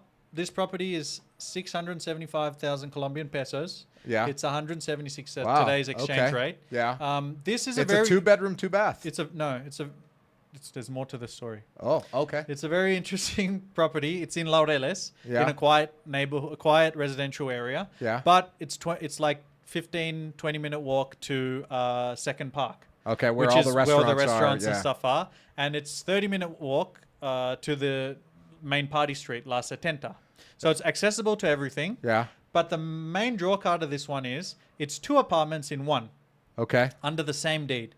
So there's no elevator, but that's not a big concern because it's only up 2 flights of stairs. Yeah. You get up the top. The apartment at the back is, can we have a look at it? This one. Yeah. This is the apartment at the back. Yeah. Keep going, next photo. This is the bedroom, next photo. Okay. This is the bathroom, next photo. This is the living area, and there's stairs, next photo.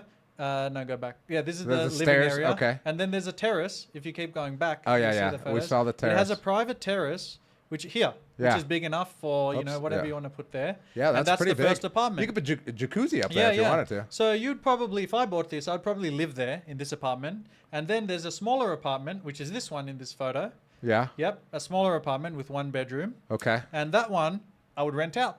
And you can rent So that this out. is basically 2 units. 2 apartments in one. In 2 apartments in one. So this 140 square meters is Is divided both by of- 2. Yeah, so okay. the big one is 80 Okay. and the smaller one is 60. Okay. 1 bedroom. Still pretty good for like a single person Right. digital nomad, but also click it, this one. Yeah. This Why one. Yeah. can't I go there? Okay, there Yeah, we so go. this is the apartment. Yeah. Go next photo. Yeah.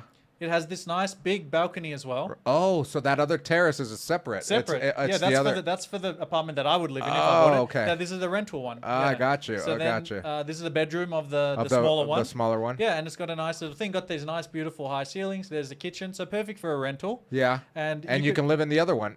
And you they've can live got in another one. separate entrances. Separate entrances. Okay. So it's for someone who can live and invest at the same time. Yeah, and you can manage your own You can little manage your rental own thing. there. Yeah, you can do only 30 plus days in this one, which is fine if you want to do self-management. Yeah. But I've seen other Airbnbs on the same street, Right. and they're renting monthly for between 1,000 and 1,500 a month. Wow. So this 2 apartments in one for $176,000.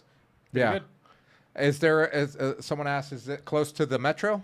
Don't know about Metro. No, I don't think there's a they will build a metro line on 80th, and it'll be, maybe like a 30-minute walk to the metro station once that new metro line is open. Yeah. But right now, you're next to, if you look on Google, just look up Segundo Parque. Yep, It's very close 20 to there. minutes to yeah, that. 20 minutes just to the south. So you're still Ubering yeah. everywhere, but it's all flat, so you can walk Yeah, or bike yeah. ride or whatever. You're not Ubering, you can walk there. You Yeah, can you walk can to walk. Second Park Yeah. easily. Yeah. Yeah. Or getting like one of those stand-up scooters. Those are cool. So this is a nice one, and you can also improve your monthly revenue if you did some, maybe Made it improve the nicer, kitchen and put like a dedicated workspace and made some small improvements. But yeah, I like this property a lot, Yeah, so especially this because is- it's very unique. I've never seen that 2-in-1 kind of Yeah. thing, and there's no HOA fee. Oh, there's no HOA. No HOA. You don't Okay. pay any HOA. Wow. Cool apartment. What do you think? I like it. I like it. I like it because you could rent it out. Yeah. You could do a lot with this, actually. Yes. I love this this terrace This right terrace. Super cool. I would totally redo this and make it like a little barbecue area with a jacuzzi. That would absolutely jack up the rental price as well. Oh yeah, you could make even more money if you lived in the little one and then rent out the big one. Yeah, absolutely. Cool. Very good opportunity. It's only $176,000 at today's exchange rate. Tomorrow it'll probably go back up and it'll be a little cheaper. So anyway, that's a pretty darn good price. $675 million. I really like this one. I think the 2-in-1 is super unique. Yeah, it's and attractive. A lot of people also looking for top floor unit. It's a top floor unit, by the way, as you can see. The higher so ceilings. it's the penthouse, as we could call it. And these high ceilings are really, really in demand because it makes a 60 square meter feel like 100 square meter. Yeah, I love the high ceilings. Yeah. Okay, so that's one. Okay, we're gonna look at. Oh, what? It also comes. All the furniture you see in the photos, it comes with fully furnished. Oh wow. Okay. Yeah. Fucking great price. Awesome. Okay, so that's a pretty darn good deal. Okay, so let's go to the next property we have here. Talking about big deals. Big deals. Holy cow. Look at the price on this one. This is a good deal. Okay. But this is a different type of buyer. Yeah. Okay, the other one's 176,000. Okay. This one's 456,000, but don't look. A lot of people look at the overall value and go, overall price and say gringo price. Oh, it's so expensive. You got to do some breakdown. But look at the size. Look at the size. 300 square meters. What's that? Like 200,000 square foot? I don't know about American numbers. 300 square meters. Probably 3,500 square foot. Yeah. About 35. Yeah, let's just call it around 3,500 square feet. So this 33. One is literally like 5 minutes walk from Provenza, fully remodeled. Wow. Right? And look at this terrace. Oh, I just did a video of this one today. Oh, this thing is Go back to the terrace. Yeah, look at this terrace, guys. You are almost never going to find this close to Provenza. And it wraps around here, by the way. This is huge. And if you guys know anything about price per square meter in Provenza, this is an amazing deal. This is Look at this kitchen. This is 5.8 million per square meter. Unheard of. So 5.8 million per square meter. That's usually what you're finding for a full gut job reno. Yeah. Look at this bathroom. Yeah. This is completely done. Yeah. Beautiful. Look at the master has. Look at this. This is another balcony, or the extension of the wraparound balcony, by the way. And then this is the other balcony because they have the big terrace, and then they have this balcony over here, where the other little room actually has. Here's the balcony again. Oh, that's it. Okay. So yeah, this is a huge property. Obviously, this is somewhere you'd probably want to live in. Yeah. You could rent it out, but it would have to be monthly. It's not a daily rental. But this is a place where you can live. But obviously, it's a high price, but it's also walking distance to Provenza. Yeah. Yeah. I was just there today. Yeah. What about a rental? Yeah. How much you could rent this out per month? Is this area up the hill from Provenza? Yes, it is. Literally, I was there today. I did a video for it, so look out for it on the Medellin Living Real Estate channel on YouTube and also on the Medellin Living channel on Instagram. Yeah. It'll be up soon. Yeah. Give me a take the walkthrough. What do you think? Oh, I would love to live in it. What do you think this could rent out for per month?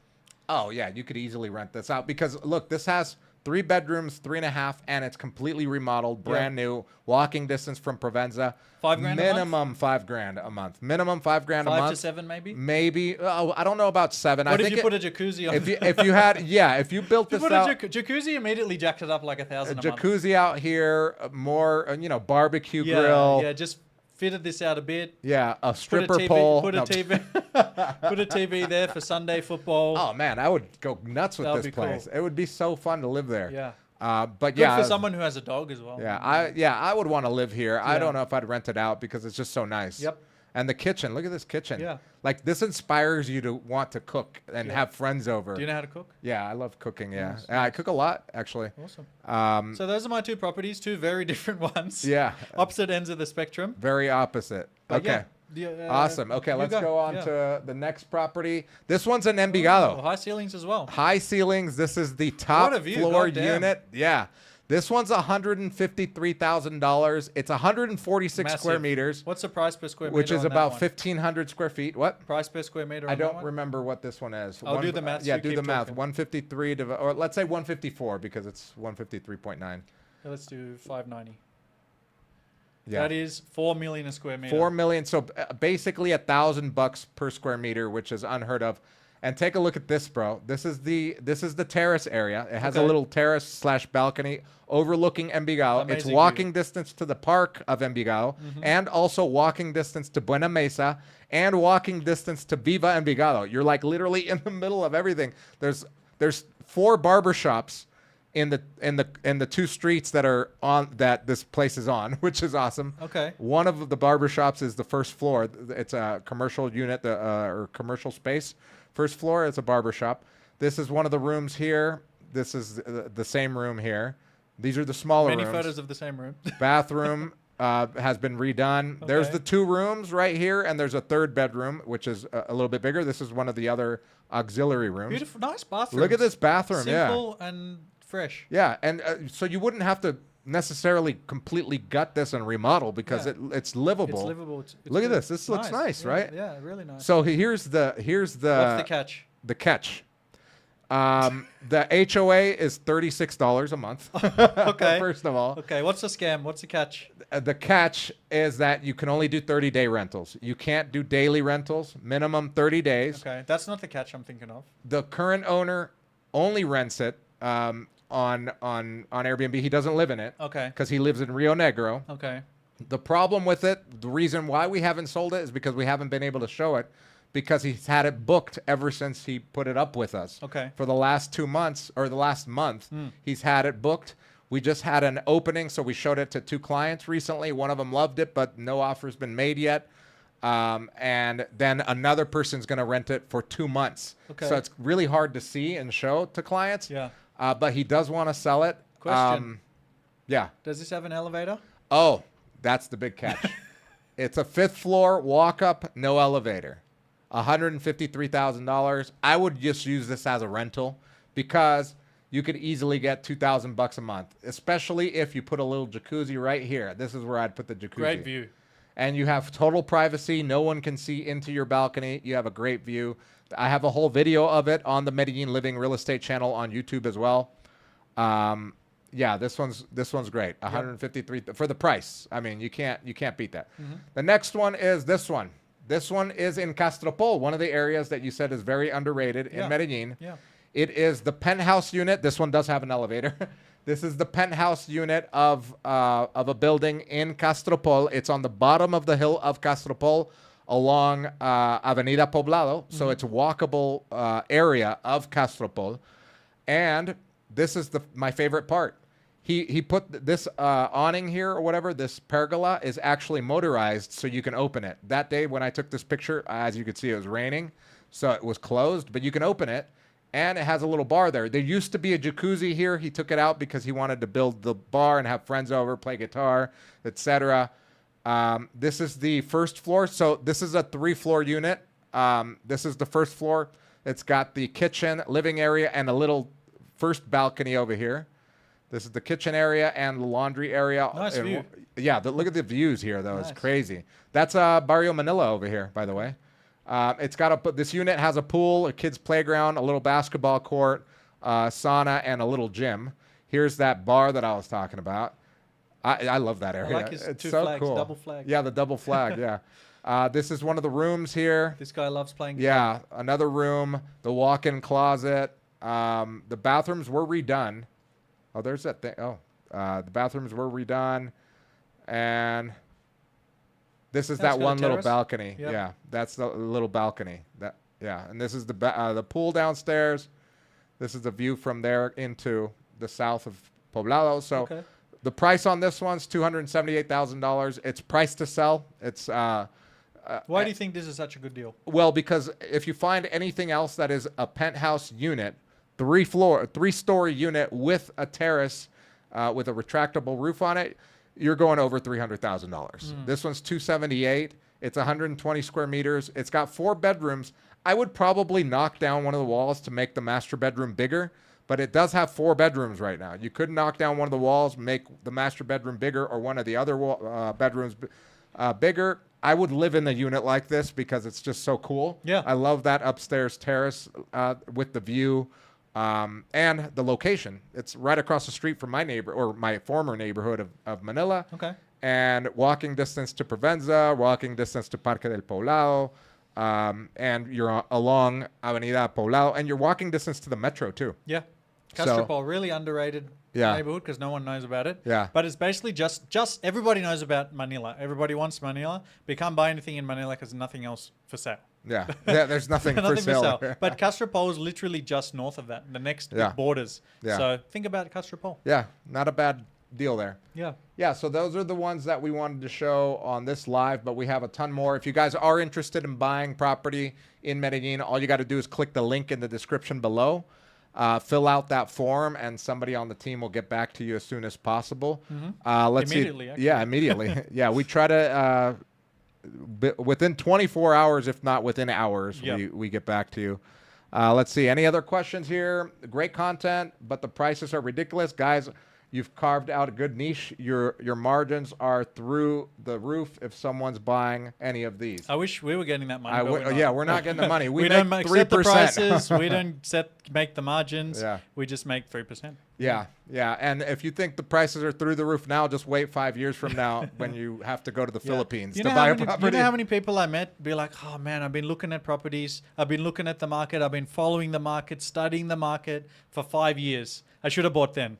Yeah. Well, people are scared because, of course, it's Colombia. Yeah, like you're if you're not committed, you got to be pot committed to invest in Colombia, or just have enough money to risk because you don't know. You don't know what you don't know. Yep. But once you're down here and you know the market, you're like, there's no way that this is going to go down. No. It's only going to get more ridiculous because we don't even have real money in Colombia yet. Wait until the Arabs come here and start building their luxury. Chinese. And the Chinese come here and build their luxury resorts like the Wake building or Morph buildings or energy living type buildings, which we haven't seen. Yep. Those are only the 3 high-end, type I think they're of buildings. All Colombian owned. We don't have any. Yeah, there's no real money coming in yet. Just wait until that happens when they put the beach here, because that's a project. They're building like this big water resort park in Medellin. Once that's built, you're going to be watching this video a year or 2 years from now and being like, man, that was only $278,000. That was only $153,000. Now it's going to be maybe 50% more to 100% more. Well, we can tell that by some of the prices per square meter. Like all the stuff that we're seeing, all these ones, we said 4 million a square meter. This one I think might be like 7 million a square meter. Right. The new buildings like Morph and those type of energy Wake, living. Energy. 20 million a square meter. 20 million a square meter. So. And it's not coming down. It's only going to go up. Which is going to be good for us because we make commission, but obviously not good for, like, let's say the first time investor. Yeah. Right. You got to have a lot of money once you come into here, 5 years from now, 10 years from now, where you're going to be kicking yourself because you could be selling your property then if you bought today. Do you think people are going to be saying that 5 years from now? Oh, I should have bought 5 years ago. Oh yeah, I think that happened. It's like one of that old Chinese proverb. When's the best time to plant a tree? Yeah. 10 years ago. Yeah. The next best time is right now. But here's another good question, and you have addressed this before, but it's a good thing to talk about. Maybe you can explain. Some people are waiting for the bubble to burst. They think, all right, everything's 200K and above now. They think it's going to burst. Everything's going to crash back to like 100K. Then they're going to buy. Yeah. I mean, what do you think about it? If there's like a civil war in Colombia, that could happen. Okay. We're nowhere close to that. No, regardless of what you've been reading and watching on social media and YouTube, etc., whatever tabloid you're watching, there is no war in Colombia right now. Not that is affecting us firsthand. I mean, there's always a drug war, the narcos, all that stuff that happens in rural Colombia. And also the tension between the U.S. and Colombia. That all happens. That's all political. But for day-to-day life and economics for us, it's not made a big difference. Not at all. If anything, with the new president that's going to be being elected this coming year, I think things are going to change for even the better. Even though we've had a president that most people don't even like anymore, although he won the popular vote when he was voted in, not many people approve of him, kind of like a certain president of a certain country now. Despite not having the greatest president, the economy is still stable. The inflation actually went down from 10% to 9% last year. And property values have gone up. Tourism has gone up. Tourism's through the roof now. Safety has gone up. Safety has gone up. It just feels better, right? Yeah. So with a new president on board that's a little bit more conservative, I think is going to be even better. But we'll see. Everything's a risk. Don't, No risk, no reward. no risk, no reward, right? You got to come down here, see it for yourself. Exactly. I'm an advocate for it because I live here and I do business here and I'm not leaving here ever. You're now pot committed. You bought a property here. You've married a Colombian. So you're kind of like here for a good time. Yeah, if yeah. not for People life. always ask me that. Like, are you going to stay here? I was like, yeah. Where else am I going to go? Yeah. You've traveled the world. I have 50 countries. 50 countries. This is the best one to live. This is the by best far. one. By far the best one to By live. far. Like some of these other places are really cool to visit, Right. but live there, no chance. Wow. 50 countries. That's insane. Yeah. I've been to like 5. Well, you got to start somewhere. You got to start somewhere. You can take Lorenzo. Yeah.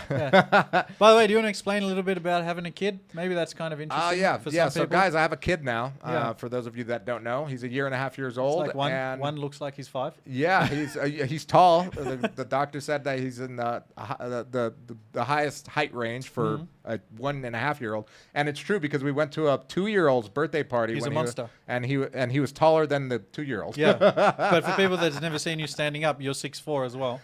No, I'm 6'2.5". Okay, and your brother's 6'4" or yeah, 6'3". my brother's like 6'3", Okay. 6'4". Yeah, Okay. there's. But anyway, How is having it a kid is having a amazing. kid? How's it been? First of all, just in general in Colombia, and second of all, for you personally, So do you like it? Would you recommend it? I would recommend it. I highly recommend having children if you don't have any children. But I'm really glad that I did at an older age. I'm 44 years old, so he was born 1.5 years ago, and he is, it's so before I had him, I was coasting. I have other businesses. I have investments. I've got my properties. I do digital marketing for clients in the United States with my team. And I was coasting with that. Yep. I was happy with that. But he came along and I'm like, it kicked me into a different level. Now I have this business, the property management business. I'm looking at other options of other businesses. Trying to build a building. Buy a building. I want to do bigger things, not because I want to spoil him, but because I want to set a good example for him as to like. You've been getting fit as well. Go to the gym every single day. Things like that changed my life for the better. And then the cost of raising the child here compared to the United States is it's negligible here. I mean, compared to the United States. For example, I have the family health insurance, which is the middle level. There's 3 levels for the private health insurance. The bottom level, which doesn't have many perks, but it's good, was like, what was it? It was like $1,500 per year. Okay. For like the family. So like $110 a month. Yeah, Yep. about $110 a month or so, maybe a little bit more or less. And then the middle one was about $2,500, and then the high end one is about $3,500. I think it might be $4,000 For the whole year, for the whole family. for the 3 of us. Okay. So we got the $3,500 one, which I think at the time when I bought it was $3,200 because of the exchange rate for the whole year. And for example, pediatrician, I've got her on WhatsApp. He coughs, he farts, and we're like, bah! Well, that was when we first started. We're like, oh, look at him. Yeah. And she's like, that's fine, or no, bring him in. Yep. Literally making an appointment was like that. Yeah. And then also for us personally, I've done all my blood work. Somebody came to my apartment, drew blood, took my I've done piss that before sample. too. Yeah, That took was my cool. pee sample. It's like $60. I'm STD free. But no, I did it mostly for, to see what my levels are, Yeah, etc. yeah. I was low on vitamin. Get this, I was out of everything, I was low on vitamin D, which Me is too. like the sun. Me I think too. a lot of people are. I was low too. The doctor said that that's very common. I'm in And the like, sun every we're in day. the sun every day. Yeah, Well, yeah. how much more do I need?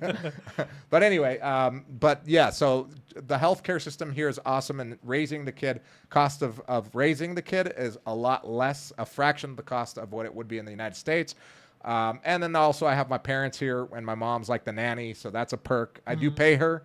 She doesn't do it for free, but it's also not the same price of paying a nanny in the United States. Yeah, or, of course. Or That's a just full leaving time. them. A nanny's like full-time wage in like 30, 40, 50 grand. Yeah, in other countries. it's good. So Yeah. life is good here. Having a kid is awesome. Manuela is now part of the team of the 5-star host team. She Yep. helps the property management. They're literally at a property right now cleaning Now? it out. Yeah. Like 30 PM? Yeah. Nice. Literally 8:30. Bro, I'm telling you, our service is second to none. They're cleaning that property. It's not 4.9 star host. It's 5-star host. It has to be 5 stars all the time. Okay. Good on them. So having the kid, highly recommend it. But yeah, practice safe sex, kids. One thing you mentioned, which a lot of people don't know, because I had never texted a doctor in Australia before. It was very formal. You go there, you pay. You can only talk to them for that like 10 minutes we're talking, and then after that, you want to talk to them, you got to pay another $100. Yeah. But I have my doctor, physio, everything on WhatsApp. I just talk to him like texting. Bro, it's amazing. I thought since I'm 44, I was supposed to go get my prostate exam. Okay. So I made the appointment on the app, and I went to the urologist, and he like laughed at me. He's like, it's like after 50, right? I'm like, damn it, I thought it was after 40. He's Did like, you do it anyway? No. He's like, we don't need to do it. I'm just gonna get your blood. That's why I got the blood work. He's like, let's get your blood work done, etc. He would have had a heart attack if you're like, can you do it anyway? I was like, yeah, but I came here for this. That would have been funny.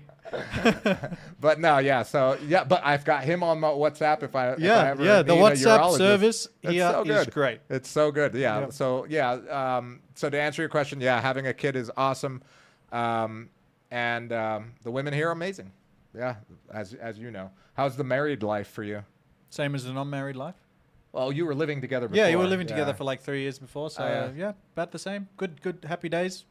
Any perks to being married, like legally, like tax reasons? Well, I got a visa. Here? Oh, the visa. Yeah, that's a huge one. Yeah, that's good enough. That's a huge one. Good and also I can just piggyback off all her like insurance and all that stuff too. Oh wow. Yeah. Okay, that's For awesome. no additional cost. Yeah. Oh really? Yeah. Okay. But all that is cheap anyway, so not really a perk. But no, it's nice. Like I don't know, you're not really a long-term relationship man. No.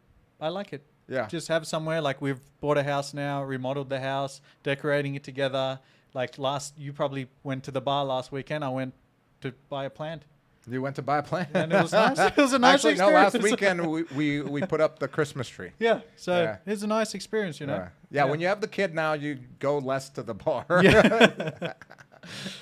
But yeah, it's good. So should we field some 5 minutes more questions and wrap it up? Yeah, we're going to do some more questions if you guys have any questions before leaving here. And then if anyone, the main topic of this, I guess, was Medellin real living estate. and real estate. If anyone wants to buy something within the next 30 days, just click the link that's in the description or also in the pinned comment, fill it out.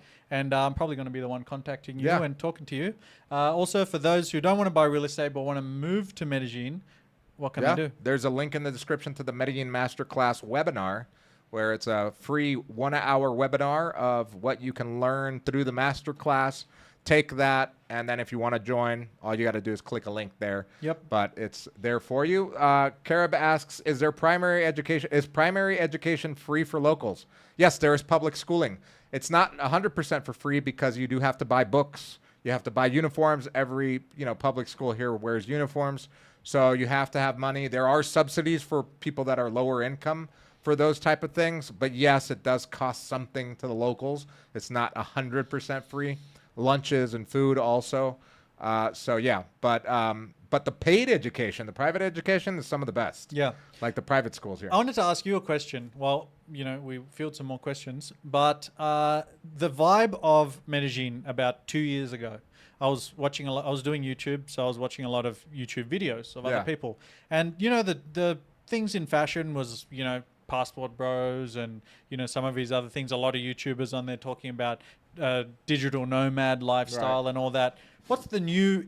Is that popular anymore? People making YouTube videos still? And if so, what are the main topics of interest? Well, I always get like recommendation videos. And have you seen any themes coming up soon? Because at one point it was gentrification. Everyone was talking about that. No, actually, what's happening now? Yeah, one of the bigger, for foreigners making videos out here, I've seen a lot of women. Expats. Yeah, women that are traveling the United States. From the United States. I've seen one from like the Caribbean that did one. Yep. I've seen one from Australia, from the UK, and also young young adults that Okay. like nomads making videos of them staying here longer term. We never saw that 2-3 years ago. Yeah, Women, it was mostly tourism, YouTubers. and Yeah. videoing the hookers up and down the street. They've cleaned up a lot of that actually Yeah. lately. Yeah, the last time I walked up Calle 10, I saw less of that. I was like, oh, this is different. The Fico, the mayor of mayor. Medellin, they really cracked down the last couple of years. I read an article the other day that 55 Americans were turned back just this year at the airport. They arrived and they said, no, go back, because they had like previous like criminal record of some things like that. Yeah. So that was never there 2-3 years ago. Yeah, So yeah, really yeah. moving it forward. a Yeah, lot. they're moving it forward. Fico's been great for Yeah. the city, I think, in that regard. Andrew looks like he's indeed been going to the gym. Arms be vascular. That's like, Yeah, oh, you look at that. skinny, dude. Like not skinny, but you Lean, look lean, lean. much leaner. I watched. You go on a 7 lot days of a week to the YouTubers, gym, right? Pretty much 7 days a Okay. week. I do some sort of exercise. Nice. And then Diego says, "I thought guns are not legal. Yeah, these guns are legal." Is it difficult to get a license in Colombia? No. All you got to do is have gun money. license? A gun license? Oh. It is. Okay. Gun licenses are difficult to get here. You have to Thank go through God. the paperwork. You have to store the gun somewhere because obviously it's not legal to carry Yeah, guns yeah. here. Probably for the best. Yeah, it's probably for the best. We don't have any mass shootings here ever. Yep. Yep. That's good. But yeah, the bad thing is that the bad guys do get the guns, like the ones on the black market. But usually they don't rob with the intention to Kill know, you. Yeah. yeah, delete someone. We Yeah. can't say those words. Oh, you can't say that? Well, I don't know. I don't want to get censored. But anyway, but a driver's license, very easy. Whether it's motorcycle or just a regular driving license for a car, you just have to pay. I think it's like max $300, depending on who you go to. Yeah. Technically, you're supposed to do it the right way and go through a driving school and all that, but we're in Colombia. True. Everybody knows a guy. And another question, we made a video about a year ago that we saw some changes in the Medellin landscape when before it was just kind of single guys. And then it became, single females were coming here, which is you said that with your comment about YouTube. A lot of single female creators are making videos now about living here as a digital Yeah. nomad. And then it became families. Yeah. What do you see now? Walking around the streets of Poblado, Yeah. let's say. You still see, for example, in Manila, you'll see like the backpackers. Backpacker type, yep. But what you see a lot of, especially in that area, which I do love, are Spanish school students. And they literally will, I'll sit in the cafe because I work almost every day out of one of the cafes in Manila. I'll choose one and just work out of there. And I'll sometimes be sitting next to two white people Yeah. and they're speaking in Spanish to each other, Oy. practicing. I'm like, that's awesome. Like if I were to go to a country and wanted to really learn about the country, I would take a course, language course, immerse myself and try to practice as much as possible. And that's what you see a lot of. I also see a lot of families, Yeah. like because I do have Airbnbs and now we have the property management company. We get a lot of families coming to rent out the places, right? Like literally right now we have two parents and the kid and the young adult and his girlfriend staying in one of ours, and then like an 85-year-old guy in another one. So it's less touristy. It's more like people staying here longer term, families kind of discovering the location and being like, oh, we can stay here longer or maybe live here a little bit. So you do see that a lot. I'm part of the parent group now, which is like expats and Colombians in this group, of WhatsApp group, a parenting group. And there are so many people with kids here. Wow. It's ridiculous. Like hundreds. Okay. Yeah, in that one group. So I'm assuming there's even more. Yeah. We have some questions here. Yeah. And then let's wrap it up. Yeah. This one. Oh, here we go. I saw this is a good one actually. Okay.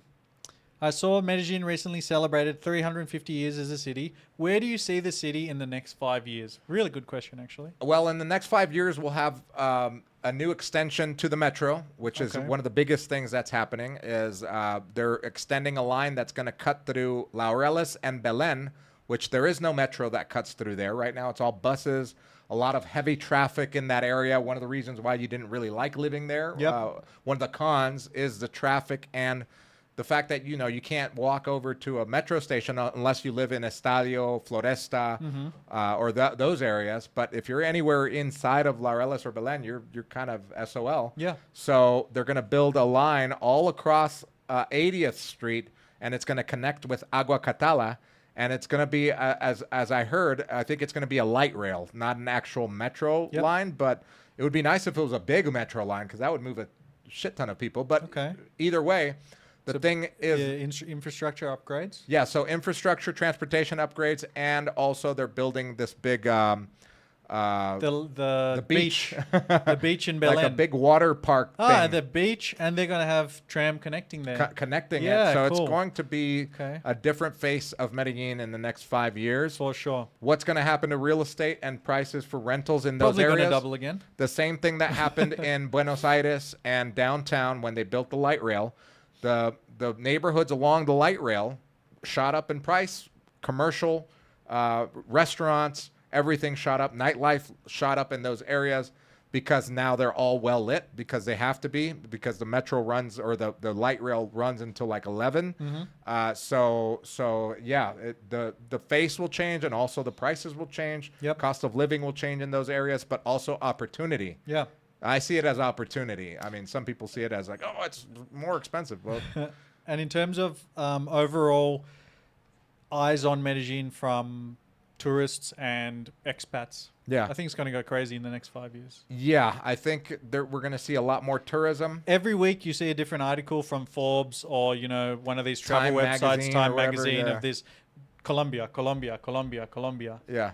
It's rocket ship is about to take off. And again, like I said, I think the big pivoting point will be next year, mid-year, when the new president gets elected, because this means new ideas, progress, going from someone that leans heavy left to maybe someone more centered or heavy right, or heavy, or not heavy right, because I don't think that'll happen, but more right leaning, which usually is better for the economy, for safety, for investment, for international policies and international and they're relations. Definitely going back right, because they tested left, and because they didn't approval rating is super low. They had right for a long time. Then they're like, it's been bad, let's try left, and it was even worse. So I think they've gone back to right for sure. People thought, like, especially the popular vote amongst the lower income people, thought that this was going to be their savior. And in fact, he's not. No. And he hasn't been. So I think it's going to be leaning back to the right. But anyway, the whole point is that things are going to change a lot mid next year, and when we have another live mid next year, in another year, in another 3 years. When we get another spare I promise you, I will go live more often, guys, because I was more consistent. Now that I'm focusing more on marketing for Medellin Living, I will be going live more often because I'll have more time. But you're going to be kicking yourself for not buying, if you can buy. If you can't buy because you don't have the money right now, that's perfectly fine. I think opportunities come whenever you are ready for that opportunity, and maybe Medellin won't be your opportunity. Maybe Pereira will. Maybe Cali will. Maybe Manizales. There's so many cities in Colombia. Colombia is a beautiful country, and there are a lot of places to discover. Exactly. Let's finish out these questions, and then I got some Thai food to eat, buddy. Okay. Let's do the next one. He said, this is Avatars, said, I'm ignorant of geography in Medellin. Are there any areas with lakeside properties? Not in Medellin. No. But if you go to a town, Guatapé, what's that, 40 minutes drive away? It's right on a man-made lake, and it has a lot of lakeside properties. Yeah. Yeah. There are a few lakes in Colombia. I mean, Colombia is the land of like biodiversity. Yeah. Like I think it's one of the apart from Brazil, I think it's like the second most biodiverse. Number 2 in the world. So you could be in a place that has mountains, or you could be on the beach. You could be on a lakeside. You could be. There's so many. So yeah, it's just a little bit of research and you'll find it. But the nearest one here is called Guatapé. Yeah. Okay. Can't wait to return to Medellin next month for the first time for Christmas. You missed the sancocho, yeah. Christmas time in Colombia is awesome. I love Christmas time here. Thank you for your time. This has been interesting. Thank you, Carib. We will be live soon again. If you guys have any questions, make sure, if you're watching the recorded version, make sure to leave a comment, subscribe to our channels, email us, or click the link in the description to fill out the form. Join the Medellin Masterclass, whatever you want. You're free to do whatever you want. Medellin's amazing. Yeah. It's not for everybody. We understand that. We just live here and do business here, so we're big advocates of it. I've never really heard of someone that comes down to Medellin and is like, this place sucks. It's always the opposite. Unless they get robbed. Yeah, unless if you're, but even people that I've known that have gotten robbed, they're like, it can happen anywhere. Yeah. So it's not like a big deterrent, but I don't know many people that have been robbed. No, me neither. But yeah, thank you guys for watching. Good session. 2 hours in. Yeah, good job, man. Thanks, buddy. Yeah, awesome. See you guys in the gym. See you guys later. Thank you guys for joining. Now, how do I turn this off? Stop. Oh. The big button.